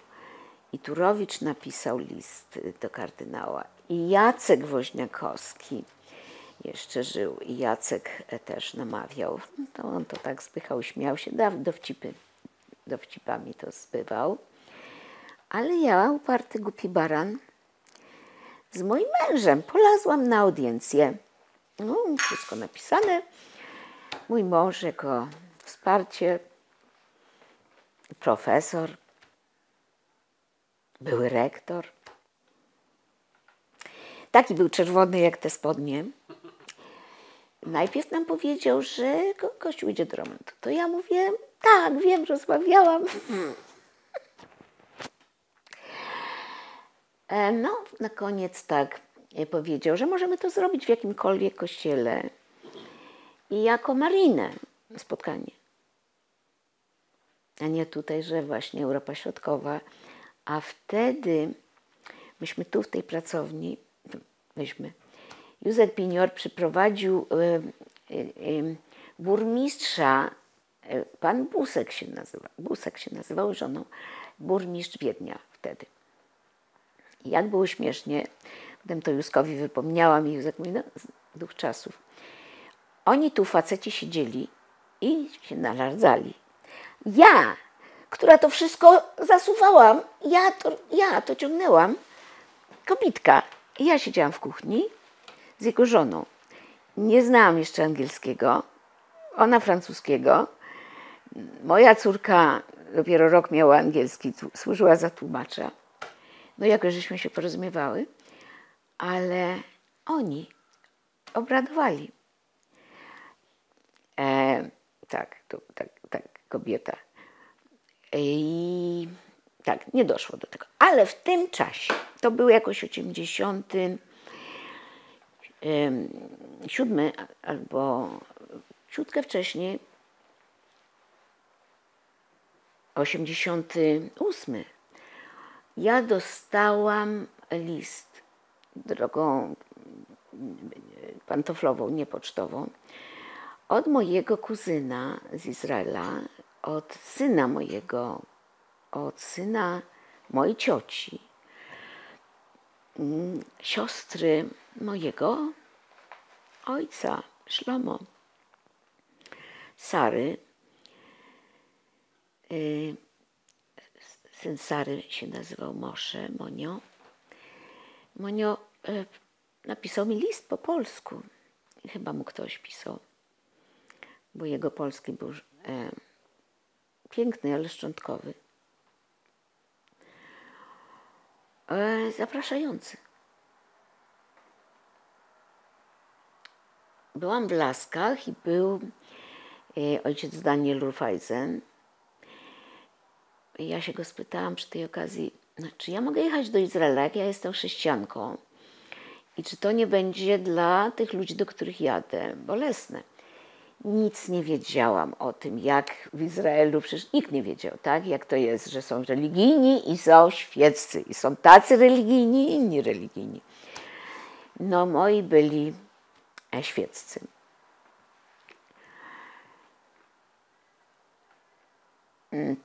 Daniel mi powiedział, że w Izraelu jest tak, że sprawa wiary jest prywatną sprawą.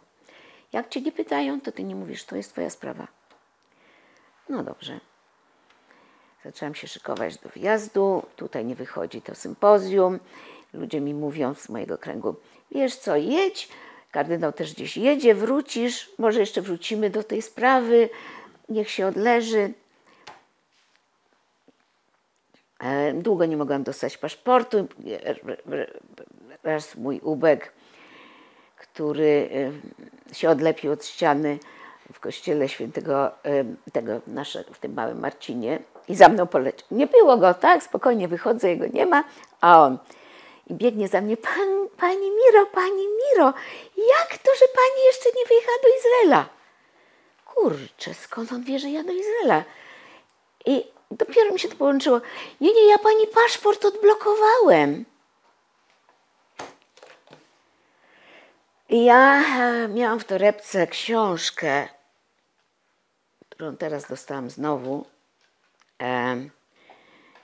z tej Plesa Luisa, listy Starego Diabła do Młodego. I w tej książce oni wtedy cenzurą wykreślili cały rozdział. I ja mu pokazuję, wie pan, bo działa diabeł, widzi pan, tu jest dowód. I tą cenzurę pokazuję jako dowód działania diabła. No i rzeczywiście jakoś paszport się zgrało z tym, bo co ja zamówiłam samolot, to się okazywało, że nie mam paszportu. Udało się, oni mi dali pieniądze, rodzina mi dała wtedy $50 i to mi starczyło na ten samolot. Jeszcze prezenty dla nich pokupowałam. I chciałam w tym Izraelu, jechałam zobaczyć ślady tego Jehoszui, bo już wiedziałam że to są czasy zero dla chrześcijaństwa. I ja chciałam zobaczyć, kim on był i jak to się rodziło. To była moja motywacja główna.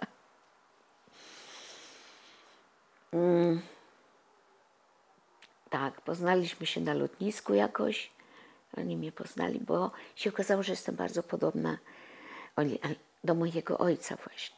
I wszyscy tam przychodzili. Ach, jaka podobna. No, dziewczynki, które są podobne do ojców, to są szczęściary. Tak, ale nic się nie dało dowiedzieć. Tam był brat najmłodszy mojego ojca z Rulicze. Malutki, drobny Żydek. Mój Mosze mówił Żydek. Ja mówię, czemu ty mówisz Żydek? To jest... Ale czemu tak mówili? To nie jest dobrze? Więc tam zaczęłam widzieć takie jakby krzywe zwierciadło polskiego antysemityzmu. Też to, co było uderzające dla mnie, ta miłość tych Żydów, którzy przeżyli, tych polskich Żydów, do tej Polski, ta odrzucona miłość, ta nieprzyjęta miłość, ta Polska dla nich. A jednocześnie nikt z nich nie chciałby do Polski jechać. To nie był czas zresztą, teraz też nie jest. A nie można się było dowiedzieć, jak ten Srulicze przeżył, bo zaczynał w ogóle nerwowo. Tylko wiem, że miał żonę i córeczkę i fabrykę butów. Dopiero Srulicze się zaczął uśmiechać, żył 102 lata. Właśnie pod koniec życia, jak stracił pamięć. I był takim pogodnym dzieckiem. Tak, no i to był, tak, a ta żona Moszego, Rywka, pracowała w Cofnucie i ona mogła mi znaleźć po znajomości. Ja jej dałam to zdjęcie, które miałam od mojego kolegi przez tą Polskę. Jak oni się obecnie nazywają. I znalazła, pierwszą osobę, którą znalazła, no jedna była Ida Śnieżek, to uznała, że no Śnieżek to niemożliwe, żeby się ktoś nadal nazywał Śnieżek w Izraelu. I znalazła moją szkolną sympatię, Adasia Pożyckiego.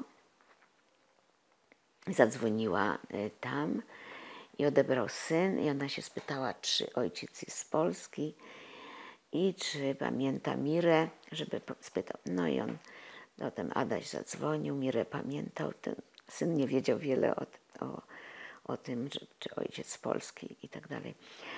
W każdym razie ten Adam po mnie przyjechał i zabrał mnie do Tivonu, gdzie oni mieszkali. I jak zobaczyłam jego żonę przed domem, to biedny Adam, ale myśmy miały taką więź i porozumienie. Adam okazało się też miał takie artystyczne ciągoty, ale to dopiero jak poszedł na emeryturę. Adam jest chory, więc nie wiem jak tam u niego teraz, ale Sara się nim opiekuje. Sara jest cudowną osobą, młodszą od całej naszej klasy. Mówi po polsku, aczkolwiek nie wiedziała, że jest on i em, bo ona tylko mówiony język z nas, rodziców. I Sara, drugi dzień mojego pobytu u nich, albo i pierwszy,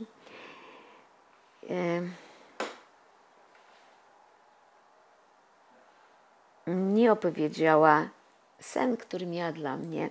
I ja wam to opowiadam, co opowiadam tylko bardzo, ale uważam, że to są rzeczy, które mi się zdarzyły, że ja mam szczęście do tego, żeby dostać ten scenariusz i ja się tym mam dzielić, bo to nie jest dla mnie tylko, bo to jest coś bardzo ogólnego, że akurat ktoś tego nie dostał, ale ja dostałam, proszę bardzo, tak było. A Sara notowała swoje sny i opowiada mi swój sen, który mówi, ja mam ci go przekazać. No nie możesz tego sprawdzić, ale Adam jest świadkiem, ja mu to opowiadałam, przecież nie możesz przeczytać tego.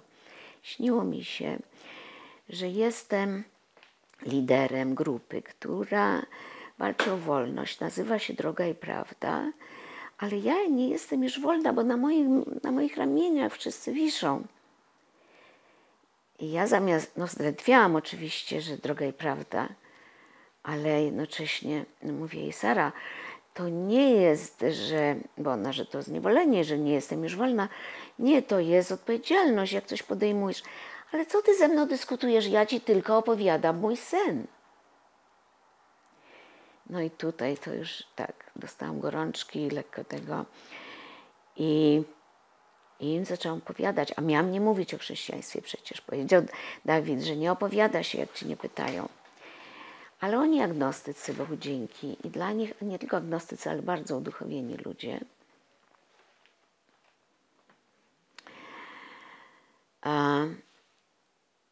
Tak. I potem pojechałam do domu i wziąłem ten znaczek Drogiej Prawdy i im pokazuję, że tak naprawdę. Ale przecież ona nie ma wątpliwości w ogóle. Tak, i w tym Izraelu wiele było takich momentów, takich wystawiających na próbę moje dotychczasowe życie duchowe. Takie, że ono się stało gołe, bez tych wszystkich, bez tej historii Jezusa. Mało tego, spotkałam przypadkiem, będąc w Yad Vashem, Daniel Rufajzen, który zresztą się okazał być wujkiem Sary. I oni zaprosili Daniela na kolację i Daniel mi powiedział, że on organizuje pielgrzymkę na górę, na Synaj, na górę Mojżesza. No i żebym się zapisała. Ale mój czas pobytu się kończył, przedłużyłam paszport, zostałam dłużej, bo pojechałam tylko na miesiąc, na dłużej i on za mnie założył jakieś pieniądze, już nie miałam. Pojechałam na tą pielgrzymkę i to dopiero był właśnie czas zero. Pojechaliśmy przez tą pustynię, gdzie takie skamieniałości, jakby ta żona Lota zamieniona w słup. Jechałam tym autobusem przez tę pustynię i ryczałam. Po prostu byłam tak poruszona, że nie mogłam nie ryczeć. A ze mną siedziała koło mnie taka ukryta zakonnica, bo tam jakby nie można. I ona w domu działała, robiła szabatowe kolacje, które ona, Żydówka, Stella, córka Chawa, nie wiem jakie było jej prawdziwe nazwisko, przechowana u jakichś zakonnic w czasie wojny, znaczy w Polsce. I ona mnie próbowała namawiać trochę w imieniu Daniela też, że ja powinnam tam być, bo tam jest taka wspólnota właśnie tego czasu zero i że trzeba tam działać. No ale przecież mój mąż jest tu, moja córka jest tu i ja nie miałam świadomości, że moja córka jest nadal Żydówką. Myślałam, że jak mój mąż nie jest Żydem, to już przepadło to żydostwo.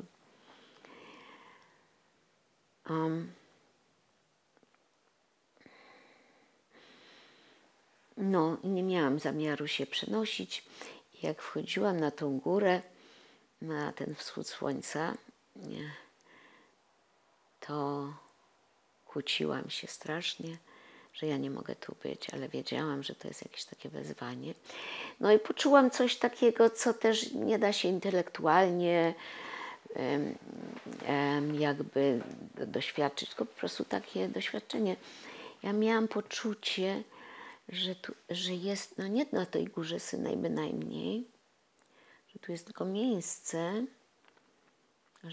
miejsce, co potem się zorientowałam, że miejsce to jest też jakaś świętość, bo Jakub mówi Makom o tym miejscu, gdzie śpi miejsce, a tu jest brama Boga, a ja nie wiedziałem.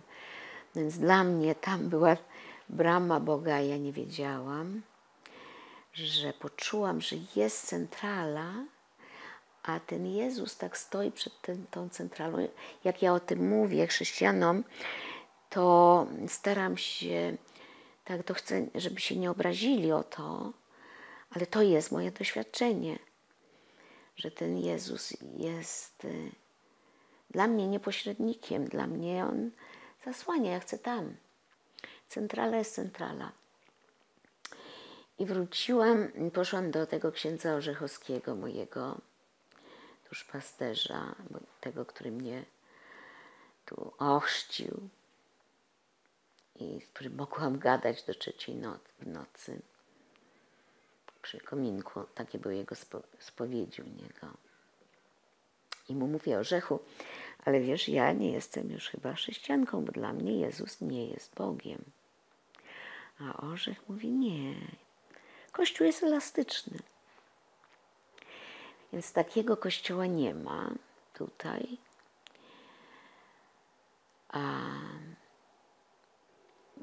Bałwochwalstwo bardzo łatwo wchodzi ludziom, bo ludzie mają potrzebę, Ale ja nie muszę się wymączać. Mówię o swoim życiu. Więc ten proces odchodzenia od Kościoła był utrudniony przez tego Orzecha, który był człowiekiem kochającym ludzi, otwartym.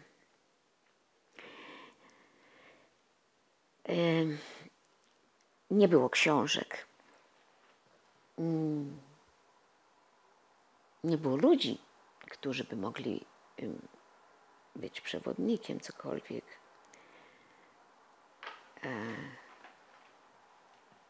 Moi rodzice już nie żyli. Mama po drugim pobycie moim w Izraelu zmarła. I przypadek sprawił, że zostałam zaproszona do Nowego Jorku. Miałam tam mieć wystawę w Nowym Dzienniku, Galerii Nowego Dziennika. Do ludzi jechałam, z którymi kiedyś robiłam teatr w Kalamburze i potem w Teatrze Współczesnym. I w tym Nowym Jorku, w księgarni Nowego Dziennika, o dziwo, tam dostałam książkę Trudna wolność Levinasa. A ksiądz Tischner na zakończenie tego drugiego sympozjum Tischner powiedział, że w synagodze jego serca zawsze będzie świeczka dla pani Miry. A potem mnie spytał, czy ja się nie obrażam o to, czy ja się nie obraziłam, że on ujawnia, że ja coś synagoga, tak. Ale bynajmniej ja się nigdy tego nie wstydziłam, że ja jestem urodzoną Żydówką. Tylko nie wiedziałam, co to znaczy. Kłóciłam się z moim ojczymem, który twierdził, że ja już nie jestem Żydówką, ponieważ nie znam języka, kultury, religii. Nie jesteś już Żydówką. Usiłował mnie z tego wypchnąć. Usiłował, myślał, ja mu nie mam za złe, myślał, że to jest wolność. Jak kilka osób, które spotkałam w Izraelu, które były obrażone na Boga, że to nam się zdarzyło, że jak to, że nie ma Go w takim razie. To, że to się zdarzyło, jest dowodem na to, że nas nie uratował nas, nie ratował nas. A przecież nas ratował jednakowoż. Tak.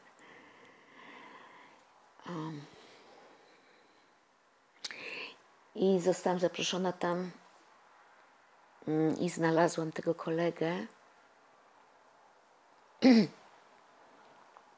tego prymusa klasowego, który się okazało, że pracuje w Pentagonie.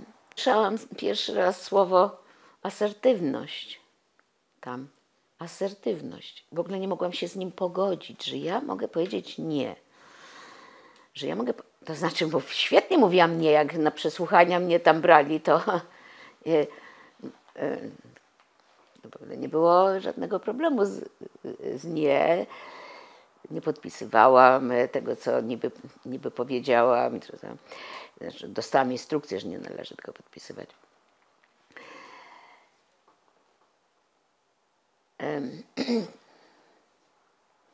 Tak. W tej Ameryce ten Levinas był ważnym momentem. Jednak, bo poza intuicją, jednak czytanie tego Levinasa, to akurat ta trudnowolność, to są jego eseje, takie powojenne, różne eseje zebrane w całość i o stosunku do Holokaustu. Ja dopuściłam do głosu w ogóle myślenie o Holokauście. To było tak świetnie odcięte. Mama mi w tym pomogła, tak, oczywiście, jak to wszystkie mamy tamtego pokolenia. A dopiero teraz, jak jest ta wojna w Ukrainie, to sobie umiem wyobrazić, próbuję sobie wyobrazić jej, jak ona się tam czuła jeszcze, jak tego ojca mojego zabili. I ona została z malutkim dzieckiem, nie znając języka.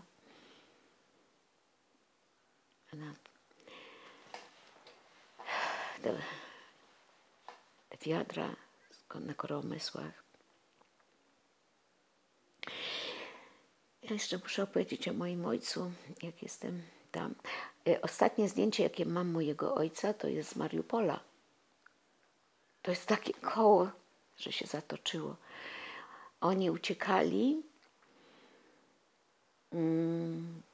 Jak trafili do tego Mariupola, bo wiem, że przez Bóg przechodzili, mama nie umiała pływać i ta woda była jej potąd. Jak ona obrazek swój taki zwinęła w rulonik, ten obrazek, który potem pokażę wam koniecznie.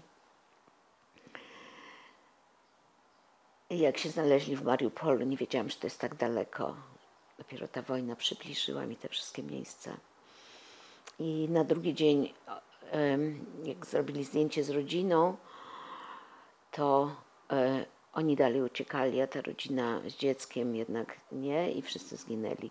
I też nie wiem, znaczy teraz wobec tej wojny, czy to były jakieś bombardowania, czy też oni jako Żydzi zginęli. Nie wiem tego i nie ma się już od kogo dowiedzieć. To zdjęcie dostałam z Brazylii, bo mama wysłała komuś krewnemu, odcięła zdjęcie swojej siostry, komuś chciała pokazać, komuś z rodziny, chyba tej siostrze, która innej miał w sumie, ich było 4, siostry Mili chyba, ale nie utrzymuję kontaktów poza jednym człowiekiem, tym właśnie synem Moszego w Izraelu. On się interesuje bardzo genealogią i doszedł do takich połączeń. Na przykład niedawno przysłał mi list, w którym się okazuje, że byłam kuzynką z Renatą Zajdeman, która była w dzieciach Holokaustu taką bardzo amerykańską Żydówką, pogodną, wspaniałą osobą, która jakoś z getta warszawskiego została wyniesiona. I z Renatą byłyśmy bardzo blisko, ale ona ze wszystkimi była blisko, a to się okazuje, że była moja kuzynka. Myślę, że w ogóle wszyscy są połączeni i tam nie ma co tak szukać znowuż tych korzeni. I tam w Rosji to, co usłyszałam od Moszego w Izraelu, 2 historie, które mówią o moim ojcu. Jedna, którą mama mi opowiadała, że jak ja płakałam, mama pokazywała mi przez okno, popatrz, a tam step. A mój tato mówi, ale czemu a tam step? A tam step! I to mi pokazuje, jaki to był człowiek, a do tego Moshe mi opowiedział historię, którą ja zdążyłam jeszcze mamie przywieźć, bo się okazało, jak przyjechałam, że rak już był daleko.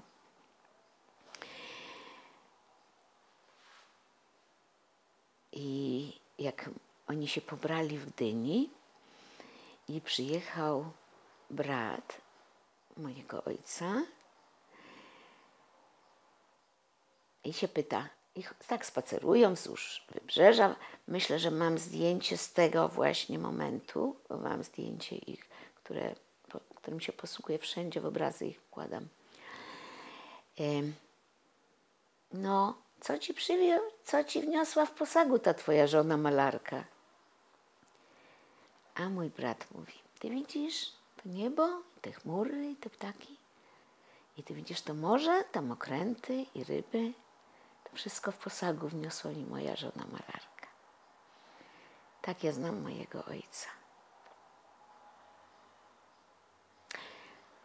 Tak znam mojego ojca, a nawet jeszcze bardziej, bo byłam na takiej sesji hellingerowskiej, co chyba trzeba być wariatem, żeby będąc Żydówką iść na taką sesję prowadzoną przez kogoś, kto był SS-manem. I on taką ma metodę, że ktoś, kto nie żyje, leży na ziemi, no i kazał takiej kobiecie się położyć i ona jęczy. Ona jęczy i płacze. Ja wiem już, kto to jest. On mnie pyta, wiem, że pyta mnie, kto to jest, bo ja wiem, kto to jest. On mnie pyta, kto to jest. I ja chciałam walnąć, że to jest 6 milionów moich braci, Ale wiedziałam, że to nie jest 6 milionów, że to jest mój ojciec. No i kazał jej wstać, podejść do mnie. To jest taka metoda Hellingera. I tak myśmy sobie w oczy patrzyły i ja widziałam mojego ojca, tak. I on mówi, tak, że się spotkamy. I ja nie chcę odejść i tupałam nogami, jak była małym dzieckiem. I ojciec mi powiedział, znaczy się ten prowadzący mówi za tego, że teraz idź do swojego życia, spotkamy się. To mi dało taki spokój, bo ja miałam wyrzutu sumienia długo jednak, przez tę podróż do Izraela zwłaszcza, że póki mój ojczym żył, to jakby lojalność nie pozwalała nam mówić z mamą. Jakby przemilczałyśmy tego mojego ojca. Jakby nie było życia przedtem. Jakby, żeby jego nie urazić, nie było nic poza nim. I to było może piękne wobec niego, ale jednak nie było piękne wobec mojego ojca. Ale teraz czuję, że to wszystko jest wyrównane i nie ma problemu. Natomiast mój ojczym, byliśmy jednak bardzo blisko, był dla mnie autorytetem. Siedział w książkach. On był w rabinackiej szkole i niby oni są z rodu, z Góry Kalwarii, ale to wszyscy w Polsce mówią, że są z Góry Kalwarii. Wszyscy Żydzi polscy mówią, że są z Góry Kalwarii. I mój tato był w cheder i widzieli przyszłość jego rabinacką i przeczytał Marksa i odrzucił to i wyszedł i tam z robotnikami i uczył się na pończosznika i miał 2 lewe ręce. On nic nie umiał robić, on tylko umiał czytać. U nas w domu, we Wrocławiu już, przez lata w łazience żarówka trzeba było przekręcać, bo w kontakcie była dziura, tam gdzie miał być przełącznik. Dopiero jak mój obecny mąż do mnie zaczął przychodzić, to się tym zainteresował i zrobił tam. I moja mama uwielbiała mojego męża, że tak, że umiał coś zrobić i że widział, że tą rzeczywistość trzeba organizować, a nie siedzieć w tonie książek. Niemniej ten mój ojczym mi bardzo imponował właśnie, uważam, że jest mądry. Potem w liceum plastycznym to już rozmowy z rówieśnikami mi pokazały, że jest inna sytuacja, że Związek Radziecki nie jest parasolem chroniącym Polskę. No i zaczęliśmy się kłócić strasznie. No i w czasach Solidarności to już w ogóle strasznie. Myślę, że mój ojczym zachorował, bo poczuł się przegrany. Że robotnik, że Wałęsa i że nie rozumie. Strasznie cierpiał. I ostatnie słowa, które ja byłam przy nim, w ostatnim momencie tej nocy umarł. Ja pobiegłam na mszę za niego się modlić. Zamiast zostać z nim, on się dusił. Dali mu tlen. I ojciec powiedział, pamiętaj, Mona, marksizm jest jedyną szansą ludzkości. Tak powiedział, jak dostał powietrze. I w rok potem ja zapomniałam o jego rocznicy śmierci, bo tak żeśmy się kłócili. Przecież tak żeśmy... On ze swoim synem się nie kłócił, a ze mną.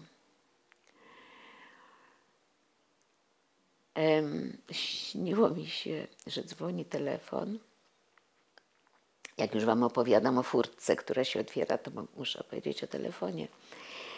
Otóż dzwoni telefon, on był czerwony, w domu telefon. Śniło mi się to u mnie w domu, że jestem w domu u rodziców I słyszę głos. I głos okropnie się zapomina. A tu głos, słyszę ojca głos. Mona, marksizm jest jedynożny. Jest życie wieczne. On mi mówi, jest życie wieczne. Tato, ale rozumiem, że ty... Ale nie ma go już. Nie ma go już. W tym telefonie nie ma już. Obudziłam się. To był tak realny sen. I to zdanie jest o tyle mądrzejsze, jak moje obrazy są ode mnie mądrzejsze. I ono jest mądrzejsze, niż ja bym je wymyśliła na tym etapie, w każdym razie życia, że jest życie wieczne, bo co to znaczy dalej?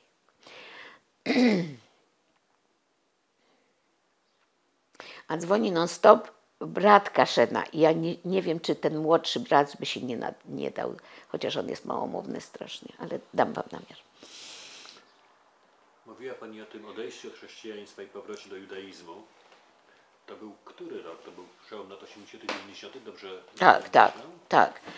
Tak, bo to bardzo długo trwało. Ja tak dziwię się, że to nie było takie z miejsca. Nie mam pojęcia. Pamięć poza tym jest tak kłamliwa. Ja każę wszystkim, którzy mi pokazują swoje prace, żeby pisali datę, kiedy to jest. Ja namalowałam szkice do takich obrazków i przypuszczam, że musiałam je namalować po pierwsze. Nie mogło to być po pierwszej wizycie. Przed wizytą w Izraelu namalowałam obrazki, bo pokazałam je tutaj Konwickiemu, który był u nas gościem po prostu na ostatniej sympozjum Drogi i Prawdy. I on mi powiedział, ty maluj, nikt jeszcze nie malował kolorowo o Holokauście. Jak to jest możliwe, żeby tak było, kiedy ja jeszcze nie myślałam o Holokauście?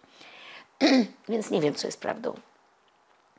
Ale po tej wizycie na pewno byłam tym uderzona, że ten Holokaust, że ja jestem w tym względzie zamazana, tak jak my wszyscy byliśmy zamazani, że o tym nie myślimy. Mamy to wykreślone, jakby załatwione, ale wykreślone, nie ma tematu. I ja jako przedstawicielka takiego świata tam jestem, jednocześnie będąc Żydówką, więc ja mam w sobie te dwie jakby... I ta zaczęła rosnąć, ta świadoma i ta widząca ten ból Żydów. I ten ból tak mnie bolał okropnie. Już tak, nie wiadomo jako kogo, czy jako Żydówkę, czy jako Polkę. I strasznie chciałam,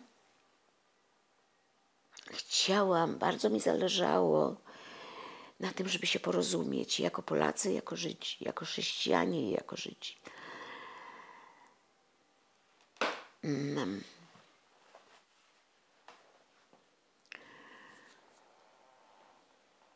Aż wpadłam po moim pobycie po tym Lewinasie, który też się do tego...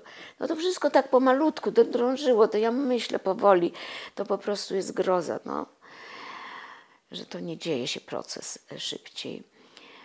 W każdym razie ja w tej Ameryce spotkałam tego mojego kolegę, który mi podarował Gershoma Scholema o mistycyzmie żydowskim po angielsku, która raptem się nauczyłam 2 słów. Ale zaczęłam to czytać i tłumaczyć sobie, aż wyszło po polsku. I w tej Ameryce, w tej galerii, tam się dużo stało. W tej galerii Dziennika Polskiego, w tym środowisku polskim, i ja tam zaczęłam malować portrety ludzi, bo portrety, których spotykałam, bo to była dla mnie przynajmniej forma złapania się czegoś, jakoś no po prostu w tym rozchwianiu tych ludzi malowałam i dobrze, że w ogóle wpadłam na początku na ten pomysł, bo to, jak to się zaczęło rozwijać, jedna dziewczyna, którą znałam z Polski, zaprowadziła mnie do Fundacji Laudera, gdzie rabinem był rabin Besser. No przestań. No, to jest niemożliwy jest ten Kaszen. Ten Besser mówił po polsku. I ja w sukience z krótkim rękawem i z dekoltem. Ja w ogóle nie wiedziałam, że jakieś obowiązują zasady skromności, że to jest nieskromne w ogóle. I on mi pozwolił tam przychodzić, kiedy chce. I zadawać, jakie chce pytania. Ja zadawałam pytania. No, jakie chciałam. Ale pozwolił mi malować swój portret. On siedział przy biurku i przyjmował telefony, pracował, ja zrobiłam jakieś miejsce, malowałam ten portret, mam to. I jednak, znaczy z portretami to jest takie zjawisko, jak z tą furtką, to jest takie zjawisko, nad którym ja nie panuję. Nie mogłabym być nadwornym portrecistą, bo się maluje to samo. I jakby widać, nie wiem co widać, no widać więcej. Różne rzeczy się w związku z tym działy, ale ja zobaczyłam tego człowieka, tak, ja zobaczyłam tego człowieka. On mnie zaprosił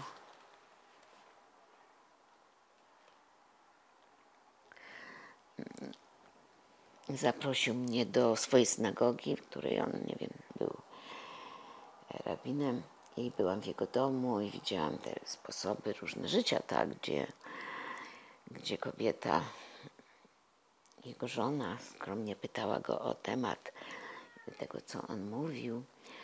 I w tej jego synagodze, oczywiście na balkonie kobiety i potem razem ten posiłek taki, błogosławienie wina i kiddusz i chały. I najpierw byli razem, mężczyźni i kobiety, a potem w pokoiku przy stole nakrytym siedli ci młodzi hasydzi i z nim na czele zasłonili złotą zasłonkę, a tu kobiety zostały na kanapkach siedzące i te miski też, wszystko, dzieci rozmawiające. I ja tam chcę słyszeć. Więc stałam z tym uchem tam przy tej zasłonce. To było dla mnie bardzo gorszące, że kobieta nie chce, czy nie musi i nie chce. To bardzo dziwne było. Ale w domu ona go pytała i drążyła temat, tak? Różne postawy widziałam, różne miejsca, gdzie kobiety się stawiały. Ale też byłam w synagodze Szlomo Carlbacha, już po jego śmierci.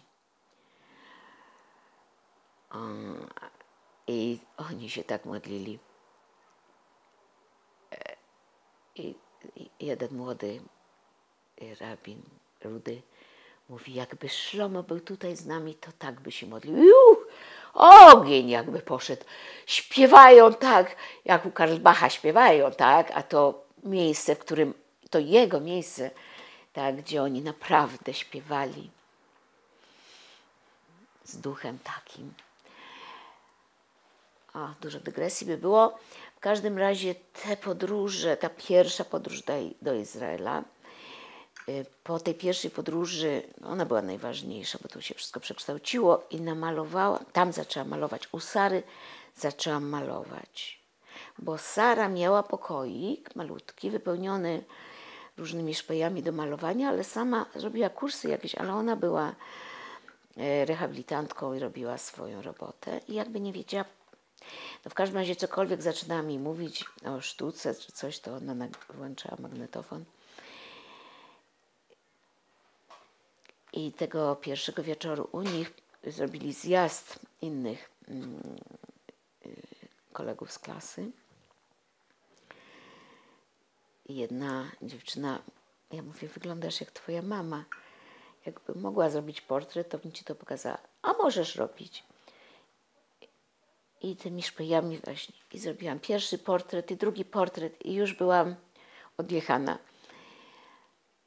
I chyba im mówiłam o tym, o mojej działalności. Jeszcze nie mówiłam o moim chrześcijaństwie, tylko mówiłam o działalności w duszpasterstwie środowisk twórczych, o tym, że wolności nie ma, o tym wszystkim, co im nic nie obchodziło na dobrą sprawę. Swoje problemy mieli i widzieli to, co w Izraelu się dzieje nie tak, a nie obchodziło ich. Tego pokolenia nie obchodziło. To pokolenie było bardzo obrażone na Polskę. I przyjechałam, byłam tam tak już na szabacie byłam, ale nie wiedziałam, nawet na przykład nie wiedziałam, parę tekstów czytałam. Jedną poznałam Żydówkę, która była katoliczką, woziła mnie po wszystkich synagogach. Miałam tam następną wystawę w takiej synagodze w Westchester. Te spotkania z tymi ludźmi, to wszystko jakoś tak ładowało, że, że jak przyjechałam, to przynajmniej zaczęłam zapalać świece szabatowe. Nie wiedziałam, że jest jakaś formuła w ogóle tej modlitwy, tak? Tylko jedno wiedziałam, że Żydzi to robią, a to można wrzucić tam, że Żydzi to robią, że kobiety to robią i ja chciałam połączyć się ze wszystkimi kobietami, które to robią teraz i wcześniej, z tą przeszłością chciałam się podłączyć. Więc zapalałam te świece tutaj w pracowni, nie w naszej jadalni wspólnej, tylko sobie, nie zawracając mężowi głowy, bo mój biedny mąż już miał dosyć tych moich przemian, sam będąc agnostykiem, więc naprawdę nie chciałam mu truć, nie chciałam, też był problem z moimi przyjaciółmi, był problem z duszpasterstwem, był problem dla wielu ludzi. Maciek Zięba to w ogóle się obraził na mnie. Tak się zachowywali ci ludzie, z którymi w tym duszpasterstwie, że jakbym z partii jakiejś wystąpiła. Mój brat pyta mojego męża, no czemu ta moja siostra nie mogła zostać już w tym chrześcijaństwie? A mój mądry mąż mu powiedział, bo twoja siostra ma duszę mistyczną. Tak on to rozumie. A przecież jak myśmy się poznali, to ja mojemu mężowi od razu powiedziałam, ale ja jestem Żydówką. A on mi powiedział, ale mnie to nie obchodzi. I teraz jak ja bym wolała może, żeby jego to obchodziło, to jego to konsekwentnie nie obchodzi. Ale mnie to nie przeszkadza ani... Znaczy pewnie, że mi jest smutno, że nie mam rodziny żydowskiej, środowiska żydowskiego, bo żydostwo to jest coś, co jednak się uprawia we wspólnocie. Ale ciągle dostaję jakieś takie pomoce, tak czy siak. To nie jest, że jestem opuszczona. To mam takie lekcje przez internet, takie spotkania, studiowanie Tory w poniedziałki z Jakarem, taki rabin, który mówi na takim bardzo podstawowym poziomie i drugą część prowadzi Dina Garber, która gdyby nie była ortodoksyjna, to by była rabinką. I to jest bardzo właśnie mistyczne i oparte na różnych tradycjach, na różnych mędrcach. I to mnie satysfakcjonuje. Przez 4 lata miałam też przez internet z Saszą Peczariczem taką jesziwę, ale to było za dużo. Nie mogłam być cały czas w tej jesziwie 4 godziny tygodniowo to było. I Talmud. Nie mam ścisłego myślenia, nie jestem matematyczką, więc Talmud nie jest dla mnie. na początku jest założenie, ja już przy następnym zakręcie zapominam, jakie było założenie. To musiałabym być bardziej wygimnastykowana. No w każdym razie od tamtego czasu pomału wchodzę, znajduję tę wiedzę, którą niesie w sobie tradycja żydowska, judaizm jako taki. Kabała by mnie interesowała, ale bez przewodnika się nie da. Raz miałam przez rok rabina do studiowania Tanii. Tania to jest dzieło takiego twórcy Lubawiczerów, Schneersona. No to jest atrakcyjne niesamowicie. Wszystko. Ciągle. Jak byłam w szkole, to udało mi się, że żyła taka dziewczyna, amerykańska Żydówka, która zrobiła sobie rok szabatowy, przyjeżdżając do Polski, do różnych gmin i dając nam lekcje. Ja ze swoim angielskim wtedy byłam jej tłumaczem, do Legnicy jeździłyśmy. Bardziej wymyślałam swoje chyba. No i ta Joy Rochbarger sprawiła,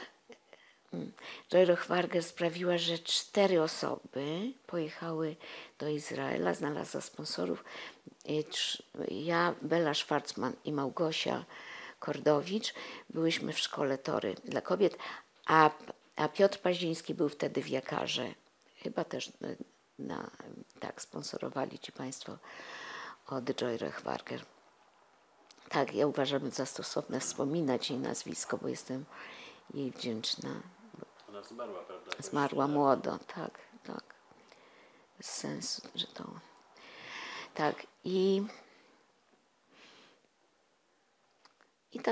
tak to trwa. Malowałam Jurek Kichler, który właściwie zbudował tą wspólnotę żydowską we Wrocławiu.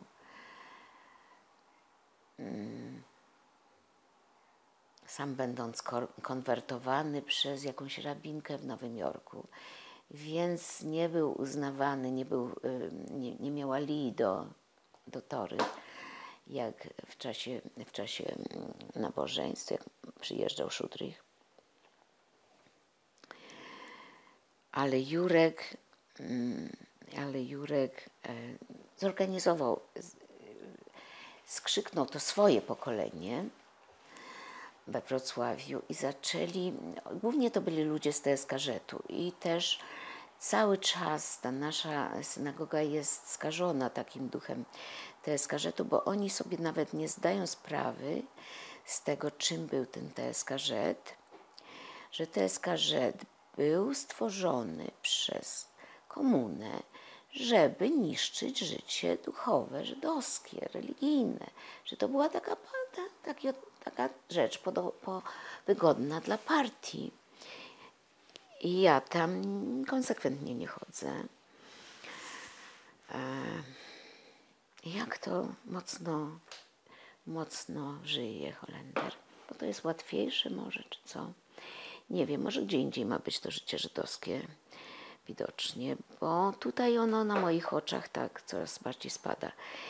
Jurek jak to zorganizował, to jak ja tam przyszłam. Jurek mnie zaprosił, kiedy ja zrobiłam po mojej pierwszej podróży do Nowego Jorku i wystawie, która się nazywała Nie zwlekajmy, zasiadajmy, bo chodziło mi o zasiadanie do dialogu. I tam wymyśliłam coś zupełnie fantastycznego. Zapisywałam to w swoim dzienniku, po prostu byłam ugotowana tym pomysłem, który mi przyszedł. Zrealizowałam go w 1/1000. Tym, że zrobiłam wystawę w muzeum, w polskim konsulacie, jak Surdykowski był konsulem. To jest dziennikarz, ciągle pisze do Odry. I Surdykowski był jak najbardziej otwarty na to, żeby zrobić zdarzenie, które będzie takie dialogowe właśnie. Ja we Wrocławiu zrobiłam w ratuszu wystawę, która się nazywała Dziedzictwo. Mi się zdawało, że ja zrobię ten temat dziedzictwa, że ja się rozpatrzę w tym swoim problemie, co to jest w ogóle dziedzictwo. A przyzwyczajona do działań w tym duszpasterstwie, że musi się coś dziać wokół obrazów, i zrobiłam sympozjum.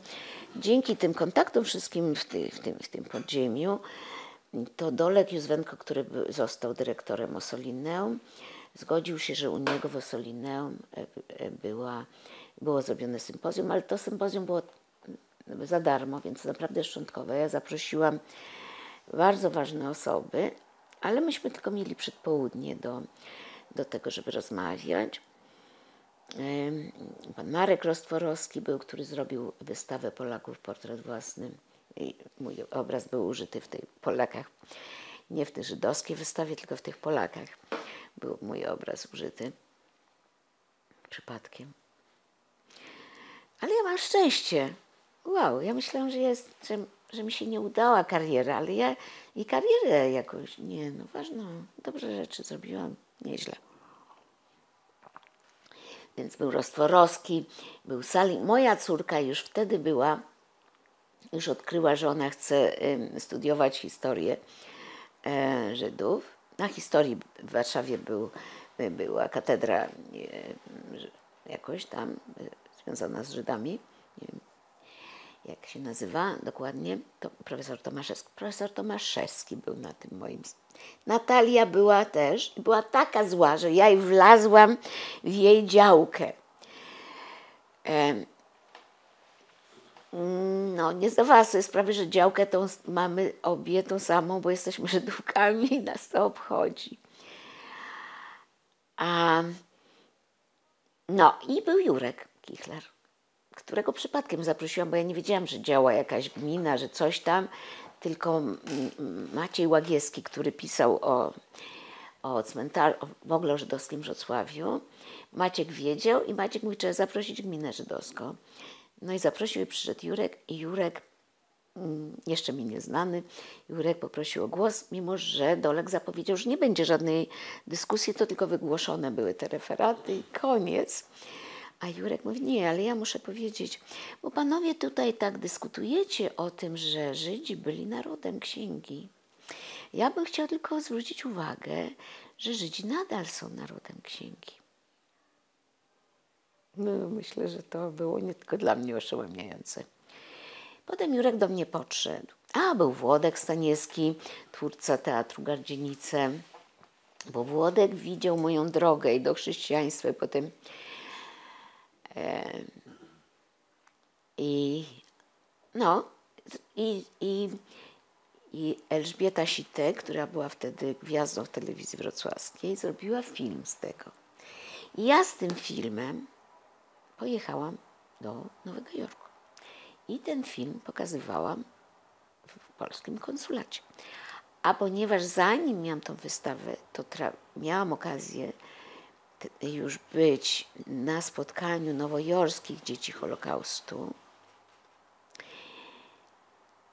I jedna osoba się mną zaopiekowała, która znała wszystkich, kogo należy znać, poza światem sztuki, ale właśnie rabina Bessera i tego Surdykowskiego. I to dzięki tej Dasi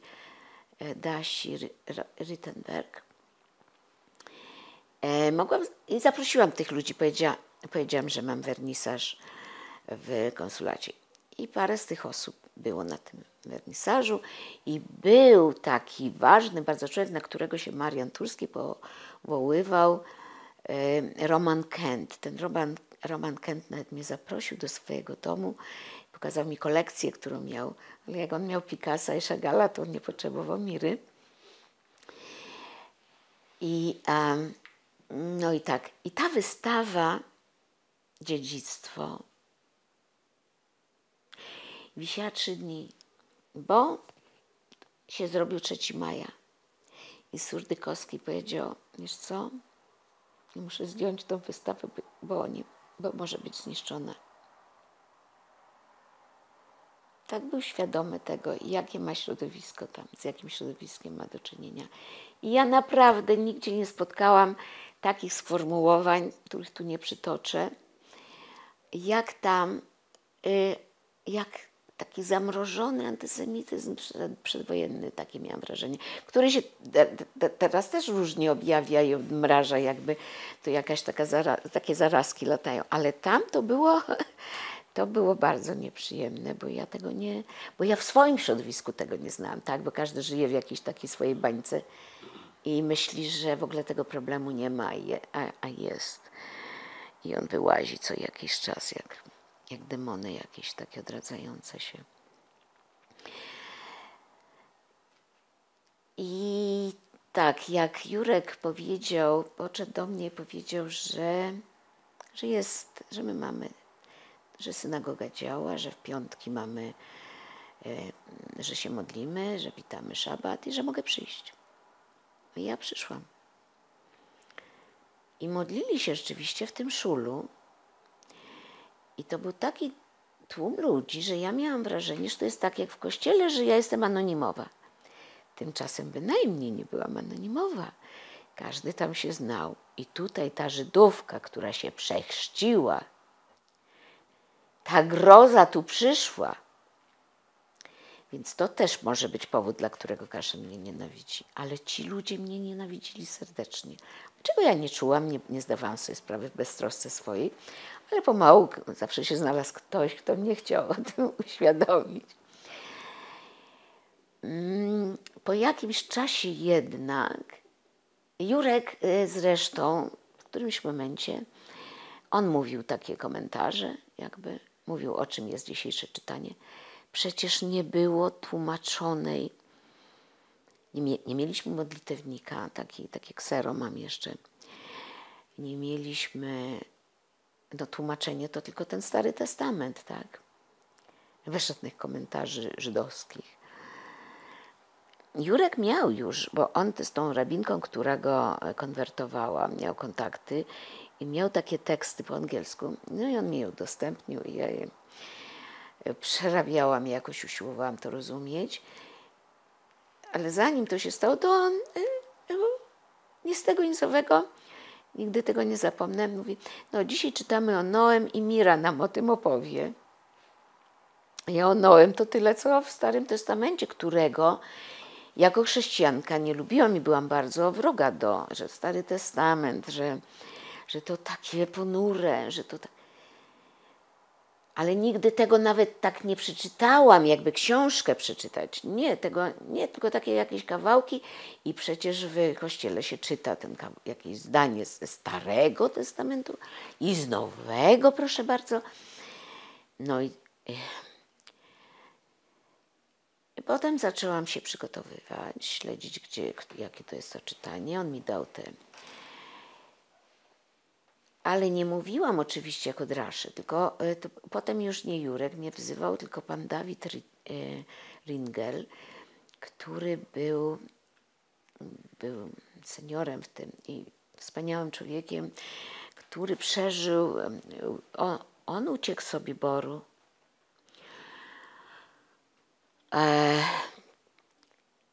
On zresztą, jest jego nagranie na tym Fundacji Spielberga. I pan Dawid zaczął mieć do mnie zaufanie. I taka garstka ludzi tam zaczęła mieć do mnie zaufanie. I zaczęli mi opowiadać o różnych bolączkach. I chcieli, żebym ja to jakoś załatwiła. Ja myślałam, że ja coś pomogę. Tymczasem się okazało, oni się nie chcieli pod tym podpisać, bo się bali. Nic nie załatwiłam, ale doszło to do gminy warszawskiej. No i tak się stało, że się stałam wrogiem niektórych osób. Numer 1. Co się myślę, że rozmyło, ale co z tego, że się rozmyło? Tych staruszków już nie ma, a ich dzieci, ani wnuki. Nikt. Nikogo to nie obchodzi. Nikogo to nie obchodzi. Mało tego, ja myślę, że większość to była, bo przychodziły też kobiety, te kobiety były, ich kobiety, to były nie Żydówki, Rosjanki, które ich uratowały albo coś tam, każda taka historia to osobna opowieść. I też oni nie mieli odwagi, tych dzieci. Pan Dawid to nawet zapraszał swojego wnuka na obozy lauderowskie, ale nie kupił tego. W Warszawie natomiast, jak jeździłam po Nowym Jorku, w Nowym Jorku się dowiedziałam, że są te obozy lauderowskie. Pojechałam do Rychwałdu na pierwszy taki obóz. No i głównie to była jednak taka śmietanka intelektualna Warszawy. Paweł Zomer, no nie będę wymieniać. No Gebert i Staszek Krajewski, i to tak. No i były tysiące wykładów i nie było tak, że jeden wykład, tylko trzeba było wybrać albo ten, bo Michael mówił, tak po amerykańsku było, że nie możesz iść na ten, tylko musisz mieć wybór. I po prostu cały czas byłam jak ta żaba, która się chciała rozerwać. To było fantastyczne. No i zakochałam się w tym, czym jest szabat. I chyba na tym pierwszym, taka neofitka znowu, napisał, czy zadzwonił do mnie Włodek Staniewski z Gardzienic. Się szykowało 20-lecie Gardzienic, chyba 20-lecie, jak nie 10-lecie. I każdy z tych osób, które było, ja byłam w takiej fundacji, dzięki której mogły funkcjonować formalnie. I każdy z tych przyjaciół miał coś zrobić na tą rocznicę, jakieś swoje działanie. No i ja zaproponowałam spotkanie, najpierw w moim pomyśle było spotkanie między szabatem a niedzielą. I tak kombinowałam, jak to, ale czułam, że coś, już mu napisałam o tym, że takie spotkanie, Włodek się zapalił i Bela mi mówi, Schwarzman, idź do Szudricha, powiedz mu, jakie to, on ci podpowie. Poszłam do Szudricha, mój angielski ciągle był koszmarny, jego polski też. I ja, nie wiem, jakoś żeśmy się jednak porozumieli. Ja mu opowiedziałam o tym pomyśle, o Gardzienicach i że tak czuję, że tu coś jest takiego konfliktowego. A on mówi, no to po co masz robić między? To zrób smak szabatu. Pokaż smak szabatu, to co ty znalazłaś. Genialny. Więc zaproponowałam Włodkowi smak szabatu. Włodek już trochę nie umiał wyhamować, tak strasznie chciał też to. Tu nie chciał z Kościołem, ale jednak chciał, żeby to coś, nie ma przyciągania, trzeba pokazać swoje.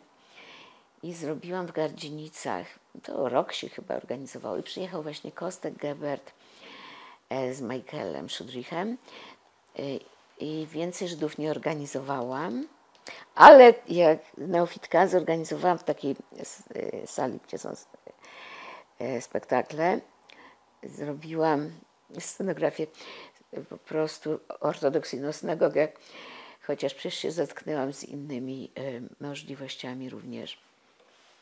I była Mechica i zaprosiłam taką naprawdę też, ciągle miałam te kontakty dzięki temu duszpasterstwu, Elżbietę Wolicką, Małgorzatę Kitowską, Małgorzatę Scheidnert, Olgę Tokarczuk.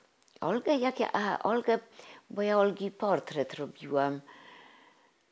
No tak, w każdym razie zaprosiłam te osoby, które mogłam. I taka byłam porządna, a oni jeszcze porządniejsi, że nikt nie robił zdjęć, no bo nie będziemy pogwałcać szabatu, więc właściwie po szabacie tylko jakieś zdjęcia zostały zrobione. Ale to było piękne święto. Co prawda moja przyjaciółka z Lasek płakała i cierpiała. Ale potem żeśmy się pogodziły, Bogu dzięki. To było chyba trudne do przyjęcia. Ale to realnie to ja nie uważam, żeby to było trudne, bo to po prostu, co prawda chrześcijaństwo się uważa za tą ważniejszą, tą wszczepioną gałązkę oliwną, czy jakąś inną tam gałązkę, ale ten pień jest żydowski. Ale kto wymyślił w ogóle Mesjasza? Ale kto wymyślił to, co wszystko, te 5 ksiąg, które wzięto i nazwano Starym Testamentem? Jak mnie to wszystko zaczęło drażnić, boleć i musiałam o tym mówić. I właśnie jak Jurek te komentarze, to ja już na tyle weszłam, że potem jak się stało tak, że już nie mogłam mówić tych komentarzy, bo przyszedł rabin, który był takim też neofitą trochę, teraz jest cudownym człowiekiem. Przyszedł rabin i pierwsze co zrobił, to postawił mechicę w naszym szulu i te kobiety do tej klatki, kiedy nas było więcej. No i ja już nie mogłam mówić tych komentarzy, więc zaczęłam malować obrazy z każdego tygodnia, taki komentarz malowany. To takie mało malarskie, ale jednak, to było takie jakby ilustracyjne, ale jednak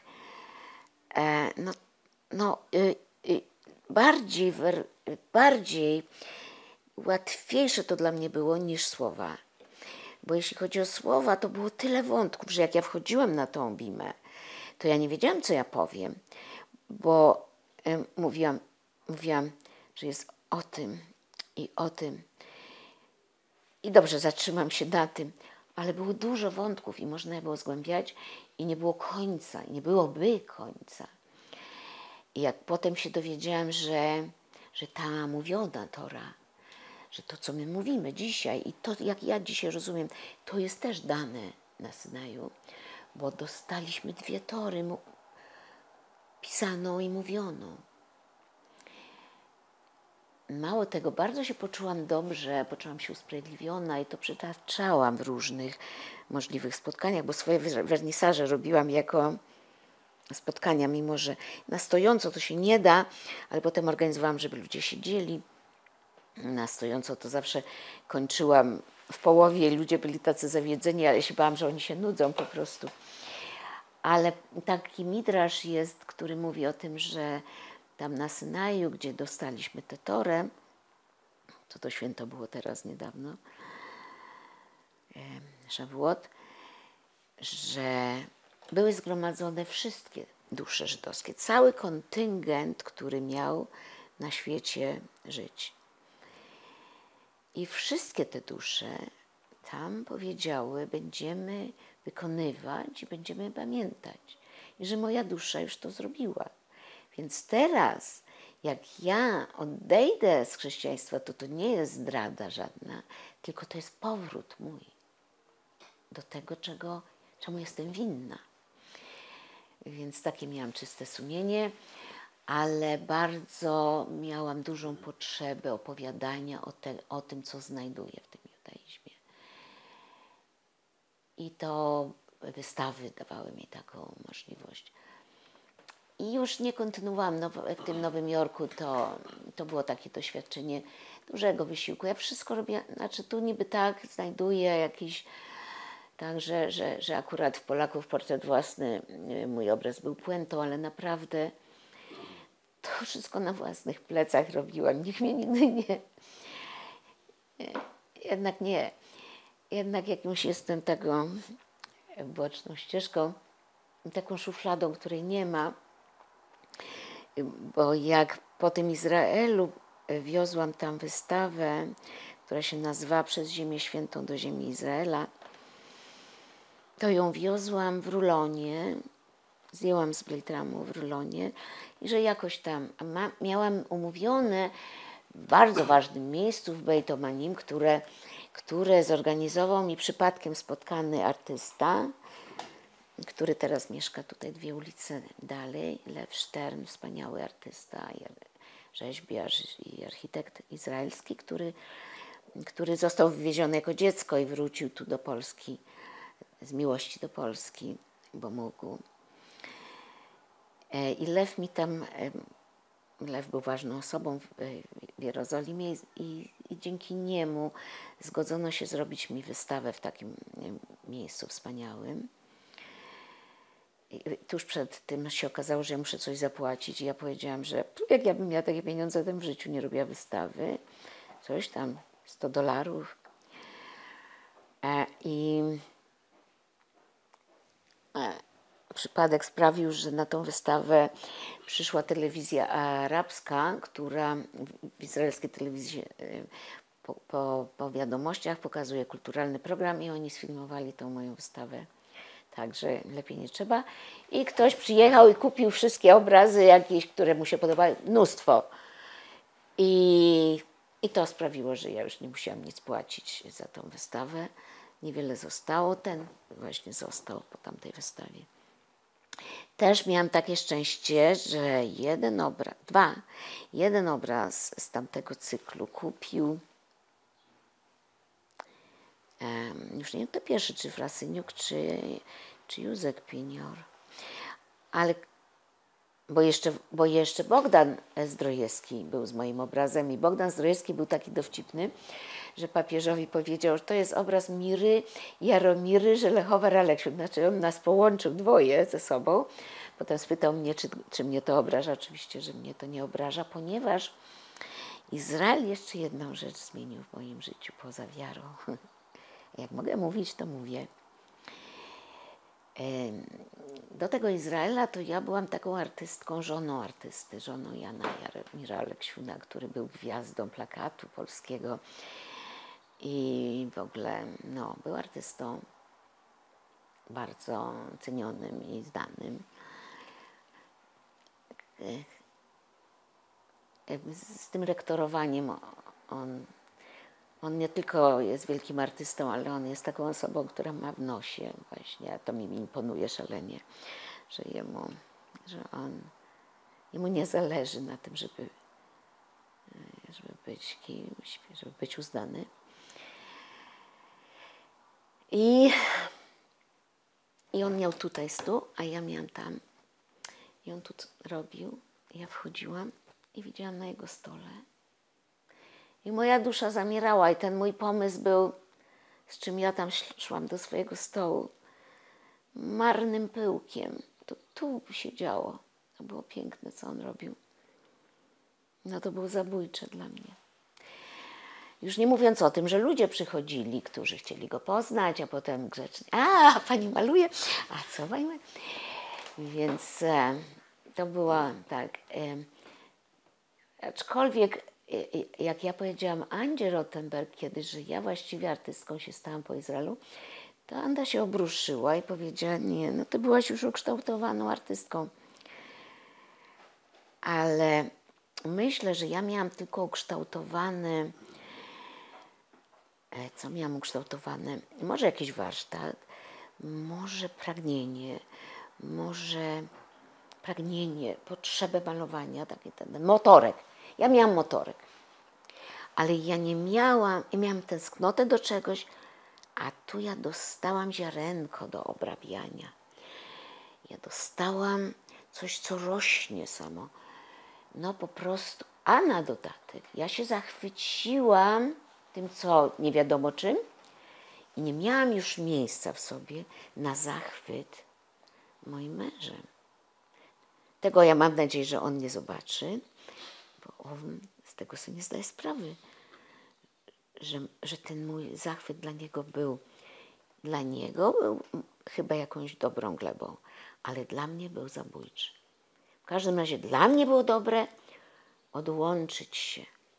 Ta asertywność, o której usłyszałam u Sary też, to, że i temat, ja nie potrzebowałam programu sobie robić, ja po prostu miałam takie zajęcie, to tak jak w medytacji, ty liczysz oddech, patrzysz jak on wchodzi, jak on wychodzi i myśli w związku z tym, tam są, ale się odklejają. To ja miałam zadanie i nie było ważne, Ja myślałam, że ja już nie jestem artystką w ogóle. Ja sobie maluję, ale ja już w ogóle o nic się nie ścigam i w ogóle ja tylko mówię to, co zachwycam się. Czy coś. Tak był ten Izrael dla mnie przełomem w życiu. Niektórzy mi nie wierzą, bo wczoraj na tym spotkaniu o tej książce to każdy krytyk tam mówił coś innego, ale jedna osoba się dała przekonać, że tak, że Mira się urodziła na nowo w Izraelu. Oczywiście, że to nie było takim, ale Izrael był, bo potem pojechałam drugi raz już z tą wystawą właśnie, tak, to też była pewna przygoda, bo podeszła do mnie na tym wernisażu kobieta, a miałam tłum gości.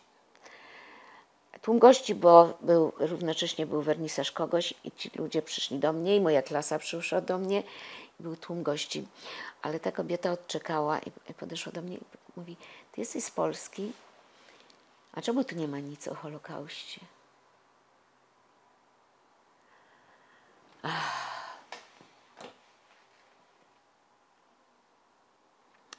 I ja jej chciałam powiedzieć, że ja jestem od tego momentu do życia.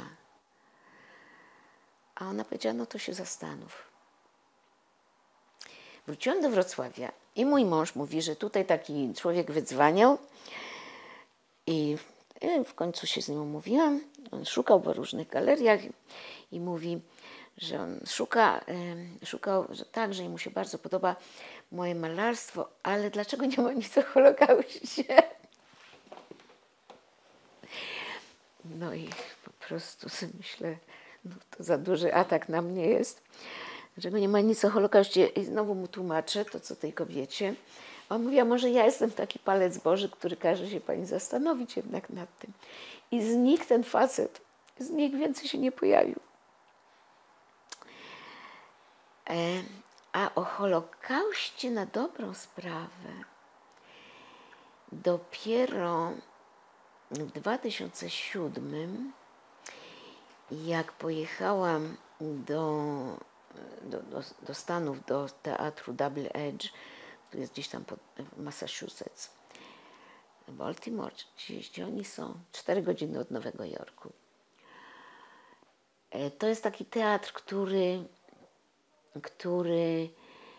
który wyrasta na metodzie Grotowskiego, który był w relacji z Gardzienicami i oni przyjeżdżali, ktoś z nich mi kiedyś powiedział, my się twoimi obrazami inspirujemy, co było dla mnie takie, no tu ja myślę, że tu ja jestem myszka pod podłogą, a tu ktoś się moimi obrazami inspiruje pod tą podłogą. W każdym razie Stacy Klein, która ten teatr prowadzi,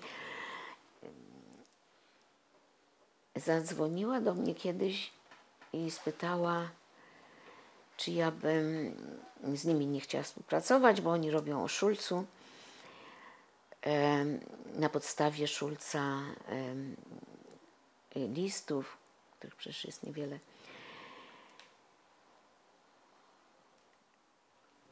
I ja się zgodziłam, bo ja się zawsze na wszystko zgadzam, tak? Na wasz wywiad też się zgodziłam od razu, bo coś się dzieje, nie wiem, bo przygoda.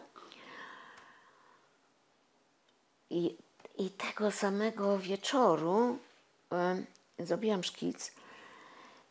Pomysł był na podstawie naszego szulu, że bima w środku, ale na kółkach chciałam ją zrobić, że tam gdzie Tora, że to jest miejsce matki, arka. I wysłałam to, jak to jest, że już to był, zrobiłam zdjęcie, wysłałam i Stacy to od razu chciała, tak, no i przyjechałam do nich,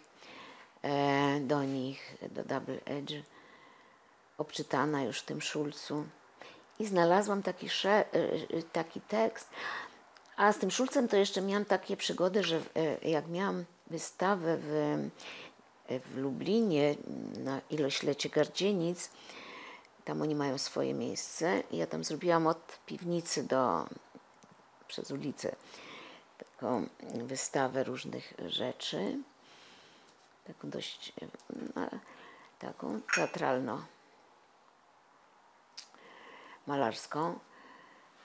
I Małgorzata Kitowska robiła wtedy sesje poświęcone Szulcowi na Kulu i ona mnie spytała, czy może podłączyć tą wystawę. Ja się zgodziłam. A w następnym czasie już było tak, że oni przyszli na wystawę też tam do Galerii Gardzienic, wystawę szulcowską, którą możecie zobaczyć w Katedrze Judaistyki. Tam właśnie wiszą te kalendarze, najpierw leżały pod łóżkiem zwinięte w rulony, bo to one są tak zrobione jak mapa, na górze i na dole jest beleczka. I tak to wiozłam do Nowego Jorku, nawet nie wiozłam, tylko wysłałam jako makatkę, która jest warta 100 zł, a potem wiozłam to z powrotem też. Jakby to było organizowane przez kogoś, to by trzeba było zapłacić okropne pieniądze za bezpieczeństwo tych obrazów, a tak to jest proste. Tak samo właśnie jak te obrazy, które zawiozłam do Izraela, co ta wystawa w Beit Omanim, to ludzie, u których wtedy mieszkałam, ten filmowiec, kolega z klasy, Arkadzik, był akurat bezrobotny, on pracował przy filmach, oświetleniowiec i akurat był bezrobotny i pracował u stolarza i zrobił mi plejtramy do tych obrazów. Także wszystko się zawsze jakoś składało, tak, ale zawsze samodziałowo, zawsze jakoś tak oddolnie, zawsze tak dzięki relacji z ludźmi i ku następnym relacjom z ludźmi. No tak, widocznie taki jest. Takie mam przeznaczenie do relacji. I jak malowałam, jak robiłam dla Stacy Klein tego Szulca, ciągle im robiłam jakieś rekwizyty, bo tam była taka pracownia, że ja mogłam robić przedmioty, robić jakby rzeczy, meble, coś, które istniały w spektaklu. I ja myślałam, że to dla tej osoby, a ogrywała to inna osoba. No, dobra była zabawa. A też za jakieś pieniądze bardzo symboliczne, bardzo symboliczne.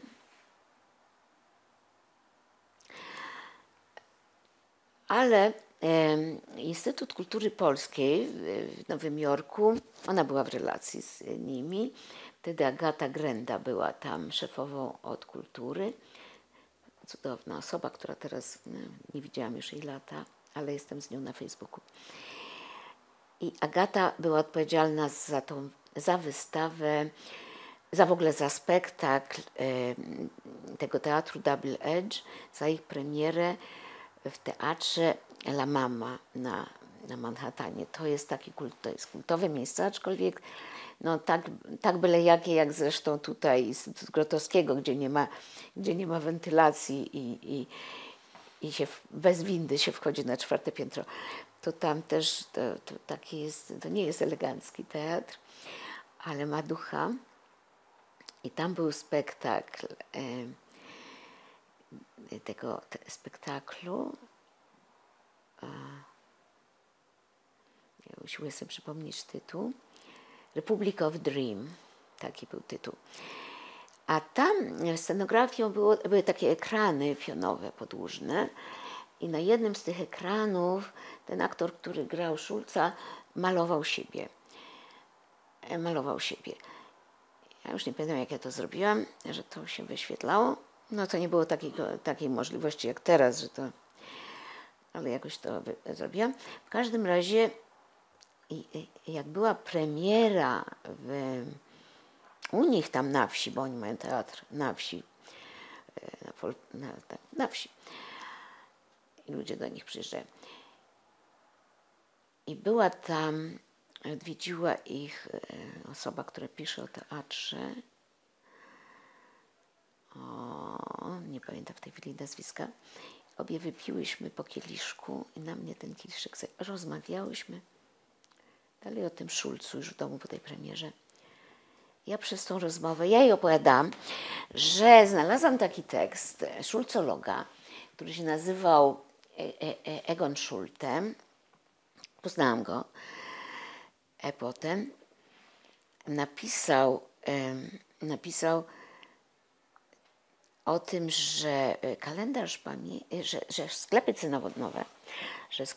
cynamonowe to jest taki ukryty żydowski kalendarz.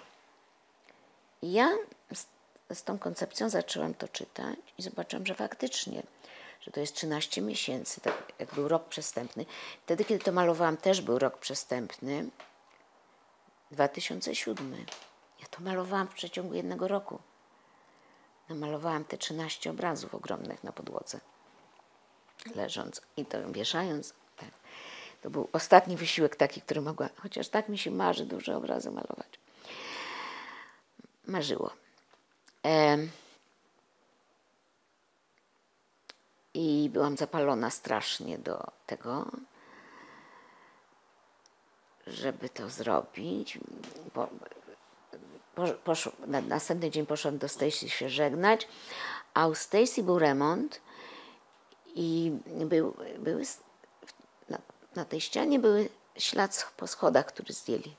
Schody na ścianie.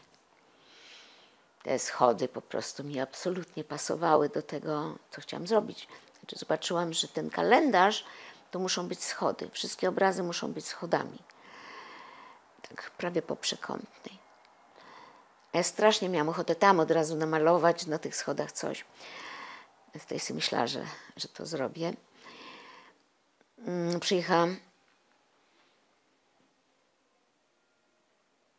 i od razu zaczęłam to malować. Zrobiłam 5, kiedy się okazało, że będzie ta premiera w La Mama. Więc wzięłam te 5, albo wysłałam właśnie jako makatki. Wysłałam jako makatki do Agaty, chyba prywatny adres.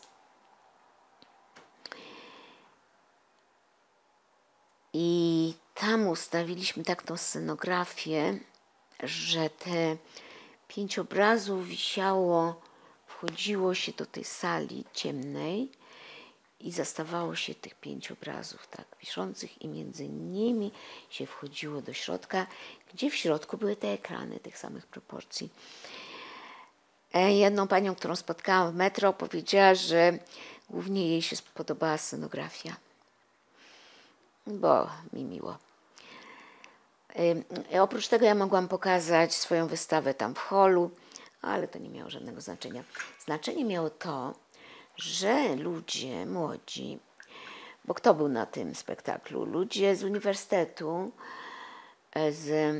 taka moja przyjaciółka, u której mieszkałam też przez pewien czas, Krystyna Iłakowicz, jej studenci z komparatystyki, i siedzieli na podłodze i przepisywali. Dobrze, że ja znalazłam tłumaczenie angielskie tych tekstów Schulza, bo ja w niektóre obrazy wpisywałam fragmenty tekstów i oni spisywali to. I ja byłam tak zachwycona, że oni połknęli tą poetykę. Tak. No potem dokończyłam to, ale kończenie to był taki wysiłek, jakiś taki wysiłek całej duszy. No, nie był tyle fizyczny, ile był wysiłek całej duszy, bo jednak w tym wszystkim, poza pomysłem tego, że Schulz, że to oddanie hołdu Schulzowi, to ja myślę, że mój ojciec był zabity w tym samym czasie i to jest hołd całemu pokoleniu. I ja tam wmalowałam Schulza siedzącego na schodku, ale mojego ojca nie. Ale to jest hołd. Też ta praca nad tym spektaklem mi pomogła. Tam jest jedna scena na tym obrazie, że ta grupa ludzi gra i śpiewa, gra, a obok kręci się karuzela. I to jest ta karuzela, która się kręciła, chociaż teraz, jak jest wojna w Ukrainie, to my wiemy, jak te karuzele cały czas się kręcą, że życie się nie zatrzymuje, że tam giną ludzie, a my na karuzeli. Ale że wtedy, i myślę, że nadal jednak chcę tak myśleć, że coś możemy zrobić, że sztuka ratuje. Że sztuka ratuje, bo sztuka jest uniwersalna, bo sztuka jest taką drogą do tej tajemnicy, co Janusz powiedział, tak? Do tej omegi, co mówił tej Ardeszarda, że idziemy wszyscy spiralą do tej omegi, że sztuka, współczucie, bliskość z drugim człowiekiem, to jest ratunek. I to jest wszystko, co bym chciała powiedzieć. Zadam jeszcze, jeśli mogę, 3 krótkie pytania. Proszę. Dobrze? Bo pani mówiła, że tata, ojczym, prawda, w pewnym momencie wybrał marksizm. Rozumiem, że ta rodzina wcześniej była rodziną taką tradycyjną, Tak. religijną, prawda? Tak, tak. Ale myślę, że jednak, sądząc po tej babci, że to była taka rodzina edukowana. I ta edukacja jednak, że ta edukacja ich w ogóle wyprowadzała z tej sfery religijności, bo tak, ja to dzisiaj rozumiem z mojej perspektywy, że jednak ten reformowany judaizm nie dotarł że ten judaizm, ja jestem zachwycona tym, co w tym judaizmie jest, że on się tak przekształca, że to nie jest skamielina, że to jest właśnie, że ta Tora ustna daje temu życie, że ta interpretacja, że ta cała biblioteka jest ważna, wobec czego nawet moja wiara mojego ojczyma w marksizm jako dobro ludzkości, że też jest jego dobrem, że to jest dobre. Że to bardzo trudno jest i nie należy chyba oceniać nawet tego człowieka, który mnie tak nienawidził. Ja nie oceniam, już na pewno nie oceniam. Ale był czas, że oceniałam. Bo naprawdę nie wiadomo, gdzie to dobro, gdzie to zło. Jak ono przepływa, jak ono się przemienia, jak ono łatwo... Bo w Kabale jest takie pojęcie, które mnie dość przestrasza, dlatego ciągle pragnę nauczyciela, bo jest takie pojęcie o drugiej stronie, Sitra Achra, że jak tu się odbija, że coś się odbija, to z drugiej strony jest odwrotnie, czyli jak tu jest dobre, to z drugiej strony jest złe, więc trochę strach w ogóle i ocenianie. Ale tak, oni odeszli. I jego brat młodszy, który miał odwagę zachować imię Simcha, a dali córce imię Bluma, która wyszła za mąż za katolika, więc miała katolicki ślub, bo jak tu się zostaje, to bardzo trudno jest to żydostwo w ogóle wiedzieć, co to jest, a co dopiero pielęgnować. I tylko dziwię się Tischnerowi, że on jakby coś przeczuwał, że on polecał wszystkim studiowanie Levinasa i Rosenzweiga. Jak ja teraz tego Rosenzweiga próbuję czytać, to ja nie wiem, to jest tak, że jednak to chrześcijaństwo, jak trochę się nie użydzi, to w ogóle nie jest prawdziwe, to się staje bałwuchwalstwem. To się staje wrogością wobec Żydów, co się w Polsce jakoś stało, czy staje od czasu do czasu, a wydawałoby się, że już nie. Tak. A czy w domu rodzinnym były jakieś obchodzone święta żydowskie? Nie. Babcia piekła takie ciasto, które się piecze na Pesach bez mąki. Robiła rybę, faszerowaną rybę. To była jedyna rzecz, którą ona umiała robić. Ona miała w domu służące i ja nie wiem, jak ona, że to jednak ona umiała robić, a tak miała dwie lewe ręce do kuchni i nie pchała się do tej kuchni. Ale Bluma miała pokój wspólny z babcią Leą. Bluma była jej wnuczką pierwszą. I babcia u nich mieszkała niedaleko nas.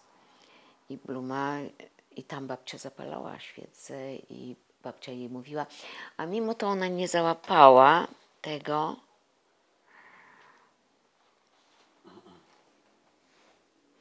No, nie wiem dlaczego, właśnie nie oceniając to, ale była zainteresowana, miała szacunek, wiedziała, że jest Żydówką. Mój brat, nie ma to dla niego w ogóle znaczenia. Z lojalności mówi, że jest Żydem, tak, ale tak jak ja w dzieciństwie nie wiedziałam w ogóle, co to znaczy, tak, ja się z nimi kłóciłam, że ja jestem Żydówką, bo wy mówicie po żydowsku. Więc uważam, że to za akt odwagi, a chciałam być odważna.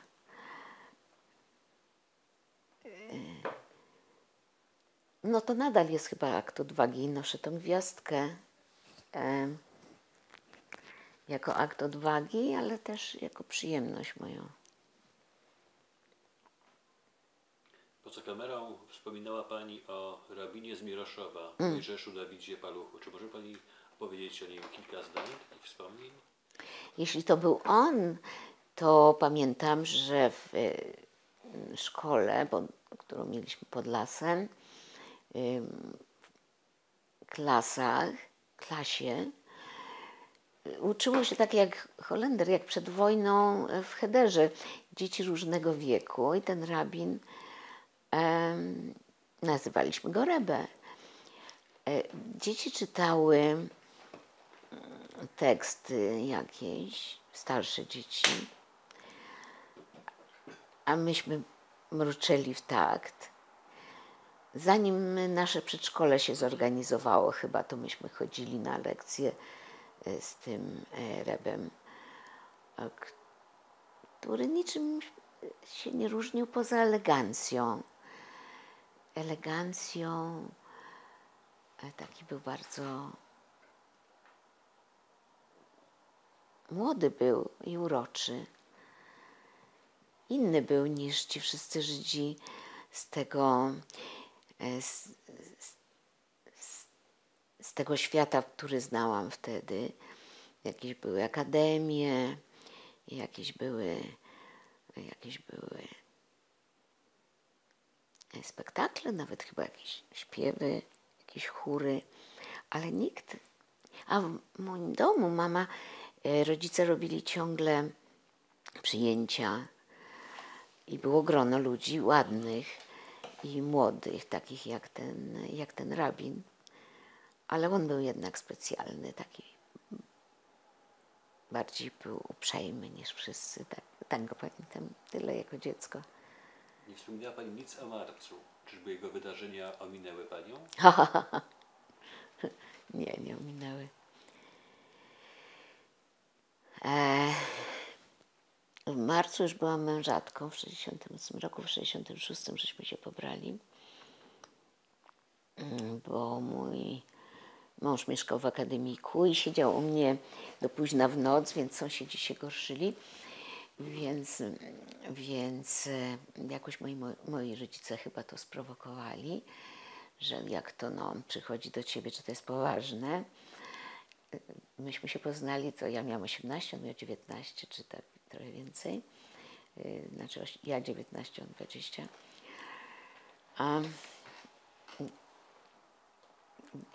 Ja dzisiaj bym nie popychała dziecka w tym wieku do małżeństwa, ale widocznie to wtedy było trochę jakieś, tak, różnica nastąpiła ogromna w ogóle w takim, w jakiejś obyczajowości. Na przestrzeni mojego życia to po prostu przełom. każdym razie to nie wypadało, że mój mąż, jak sąsiadki się dopytywały i mówiły, że o pierwszej wyszedł. No więc Jasiu jakoś dał się sprowokować, też nie wiem jak, do tego, że tak, że on się oświadczy. No i przyjechała jego mama, która była dużo starsza od mojej mamy, bo on był 4. dzieckiem. Oni byli z Wilna, doświadczyli tego, że byli inni, więc dla nich kontakt z Żydami nie był żadnym dramatem. I żeśmy się pobrali. I do dzisiaj, tak, to minęło jakieś 60 lat prawie chyba, w 66. Więc w 68 mieszkaliśmy u moich rodziców. Mąż pracował wtedy w Fafawagu jako projektant, albo Welwro, już nie pamiętam, chyba Welwro jednak. Welwro. Ja przez rok pracowałam w szkole, ucząc wychowania plastycznego, a potem mój mąż powiedział, ty maluj. Więc ja się złapałam skrzętnie tego pozwolenia, ale robiłam scenografię w Teatrze Kalambur, potem gdzie indziej jak się zdarzało, no jakieś takie miałam, zarabiałam pieniądze od czasu do czasu. W Kalamburze byłam bardzo już i w Kalamburze współpracowałam z Włodkiem Hermanem, który w 68 jeszcze nie wyjechał, bo był pod parasolem Kuszanki i Krasowskiego, takich ludzi teatru, reżyserów, którzy z Krakowa się tu przenieśli. I Włodek. Myśmy z Włodkiem Hermanem nigdy tego żydostwa naszego jakoś nie... To nie był temat, tak jak w klasie to nie był temat. To nie był temat. Natomiast w 1968 roku nagle się stał. Siedzieliśmy przed telewizorem i te spektakle nienawiści. Mój ojciec przeżywał, że klasa robotnicza tak się zachowuje, że nie rozumie. Ależ jak on przeżywał.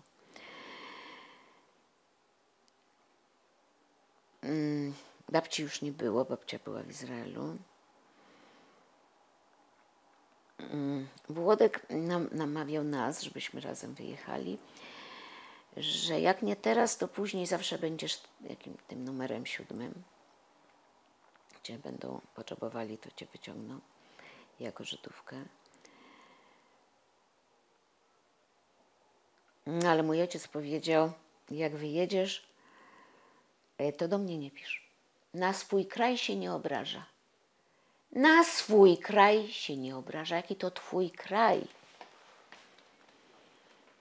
Wtedy też straciliśmy szansę na mieszkanie. To długa historia, tego nie będę opowiadała. W tym Fafawagu tam umieli pomóc, żeby... W każdym razie rozumiecie, towarzyszu, że mieszkania nic. I mój mąż też nie był zainteresowany tym, żeby jechać. Mój mąż miał dystans jakiś, należałoby jego spytać, on po prostu...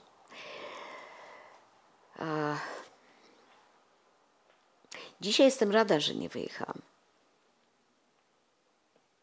bo ci ludzie, którzy wyjechali, nie zdążyli w życiu zrobić tego, co należy zrobić, bo byli wyrwani. Ten lew wrócił. To coś pokazuje. Moja przyjaciółka z klasy, której mąż umarł, ma 2 córki i 6 wnuków. I mówi, i ja nic nie zrobiłam w życiu.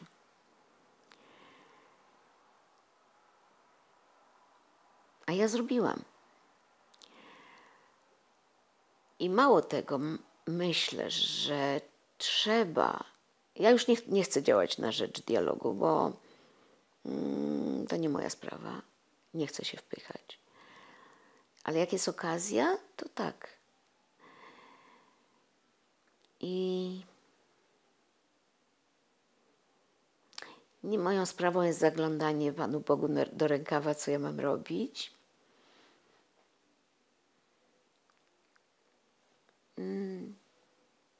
Był czas, że się wstydziłam tego, że nie wyjechałam.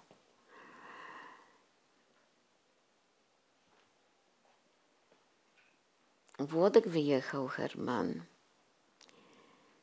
No zrobił dużo tam, ale tu się zapowiadał, tu mógł być. Tu była nieliczna grupa tych znaczących reżyserów i a tam on robił w Kopenhadze, w Królewskim Teatrze. No może to było ważne, tylko myśmy tutaj o tym nie wiedzieli. W Szwajcarii najpierw, ja tam zresztą u nich byłam i widziałam te spektakle, które on robił. Takie adekwatne do maluśkości teatru. W ogóle tak, ta Szwajcaria mi pokazała, że jednak że w kapitalizmie sztukę jest bardzo trudno uprawiać, co się okazało. A jak rodzice i córka reagowali na Pani wybory wyznaniowe? Aha. No, ojciec miał raka wtedy, kiedy ja się ochrzciłam. Więc uznałam, że ja mu tego nie mogę powiedzieć, że nie mogę go dobijać, bo przecież pamiętałam te dowcipy strasznie lekceważące o kimś, kto się przechrzcił, bo u Żydów to się nazywa przechrzcić, aczkolwiek przecież nie ma chrztu przechrzcić. Ale w stanie wojennym powiesiłam na choince czarną wstążkę i zamiast prezentów miałam listy do każdego z członków rodziny i tacie napisałam, że go kocham i coś tam. A tato dopiero za progiem powiedział, no kochasz, ale nie powiedziałaś mi o tym, że się ochrzciłaś. No po prostu i w tym momencie on mi to mówi.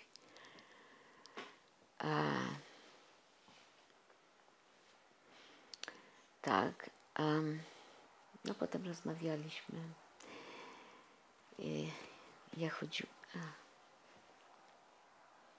Straszne demonstracje robiłam temu ojcu. Strasznie, bo uważałam go za wroga. No byliśmy wrogami. A potem jak znalazłam już, mamę usiłowałam wychowywać, tak. A jak byłam w tym Izraelu pierwszy raz, to nagle do mnie dotarło, że ja nie mogę tej mamie wychowywać, niech ona już będzie w tym, w czym jest. I jak przyjechałam, to się okazało, że ona wcale ze mną nie chce walczyć, że to ja z nią walczyłam, że to ja się z nią boksowałam. No ale już był rak i chociaż te 3 miesiące byłyśmy jakoś w bliskości. A córka rok po moim pobycie w Izraelu, mój kuzyn ją zaprosił. Zaprosił Natalię i ona załapała. Myślę, że dlatego poszła na tą historię cholerną. I ona rozmawiała tam jeszcze z osobami, nie robiła wywiadów, bo to była po maturze chyba. Miała chłopaka, który nie chciał jej puścić.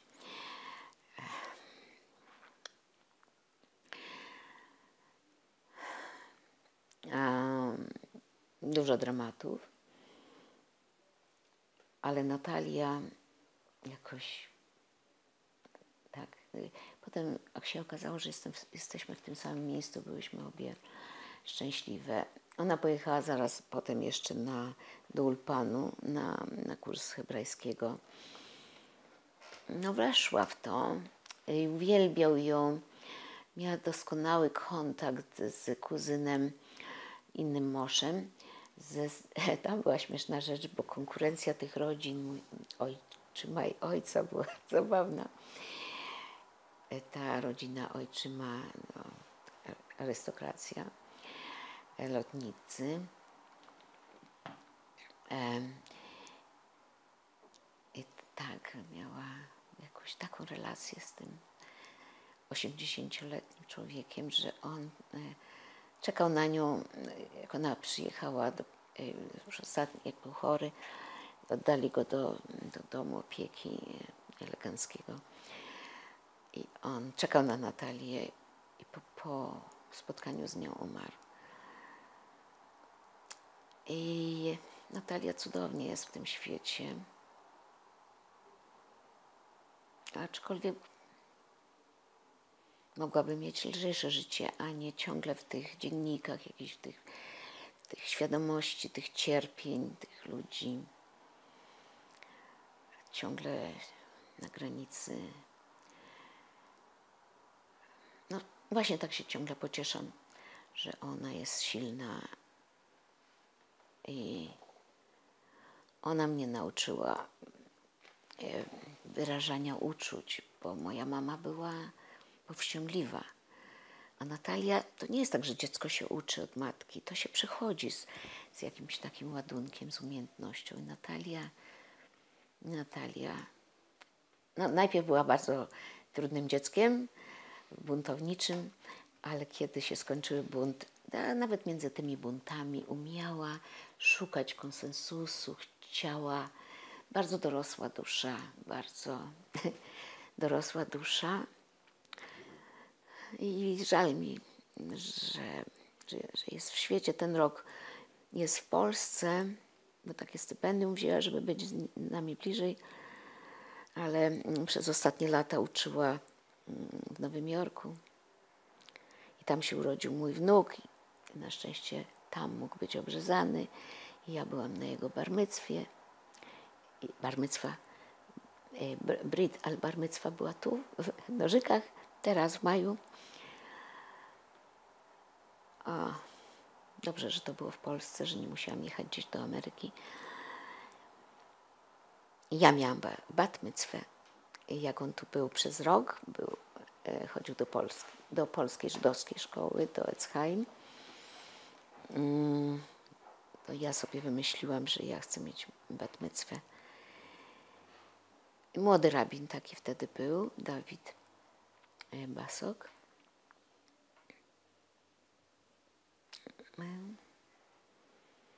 Tak, jakoś się przygotowałam, ale ja miałam gotowe, ja nie miałam tej bat mitzwy w dniu moich urodzin, tak, czy w okolicy urodzin, tylko ja bardzo chciałam mówić o jednej rzeczy. Ja bardzo chciałam mówić o jednej parszy, o jednej sedrze, o jednym czytaniu. To mnie poruszyło w czasach, w których byłam chrześcijanką, w takiej broszurce wydanej przez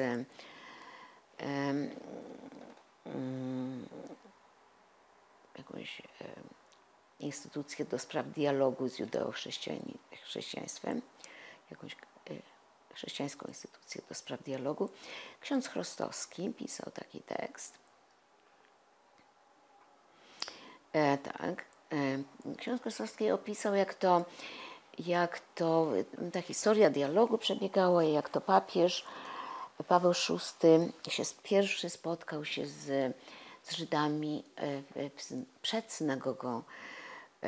synagogą w Rzymie i powiedział do nich: ja jestem Józef, brat wasz.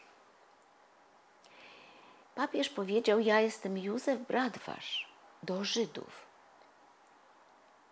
Co oni wiedzą o tym tekście, jak oni go czytają, jak on śmiał powiedzieć do Żydów, że on jest Józef, brat nasz. Ten, dzięki któremu Żydzi nie zaznają głodu, bo on tutaj już rządzi u faraona i oni mogą dostać. Ale oni go chcieli zabić.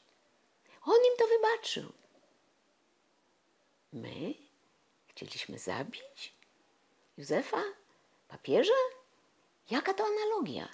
Jakim prawem on taką, a jakim prawem ten Chrostowski dumny przytacza to jako gotowość chrześcijaństwa do dialogu. To jest obraz tego, jak chrześcijaństwo jest niegotowe do dialogu.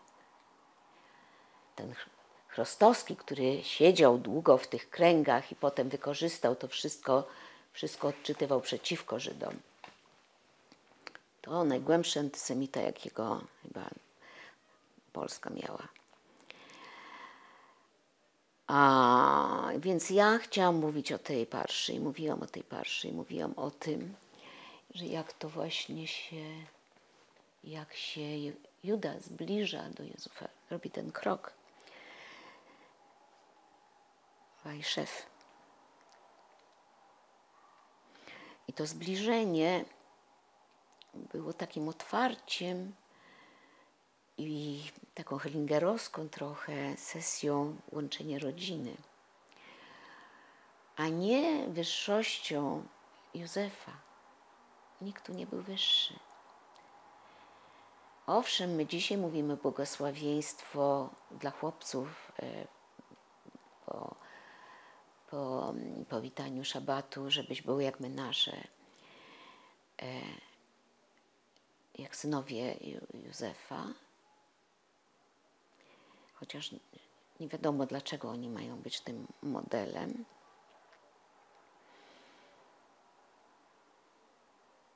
No, jest to ważna część, ale żeby dialogować, trzeba coś wiedzieć o tej drugiej stronie, a nie tylko o sobie.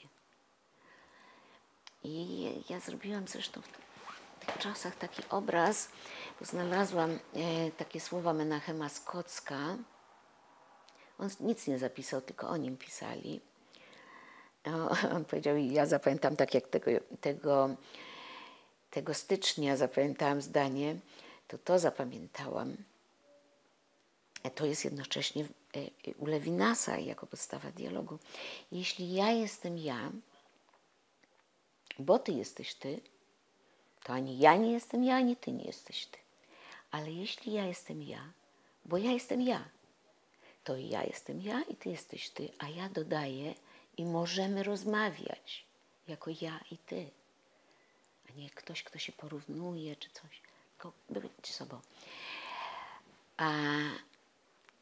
I tak, i to mi wszystko nosi to żydostwo, które... Jeśli mogę, zadam jeszcze jedno ostatnie pytanie. Bardzo proszę. Jak pani określiłaby swoją tożsamość? Krótkie pytanie, przypuszczam, że nie najłatwiejsze. No, bo to jest ruchome, bo w tej chwili jakby Polska się objawia innym obrazem niż moja bańka, tak? Że jest inna Polska, którą ja znam, ale jednak jestem polską Żydówką, bo ja wyrosłam na tej literaturze, bo ja wyrosłam w tym języku, w tej tradycji. Ja wiem coś o tej kulturze i w taki sposób jestem polską Żydówką, Żydówką.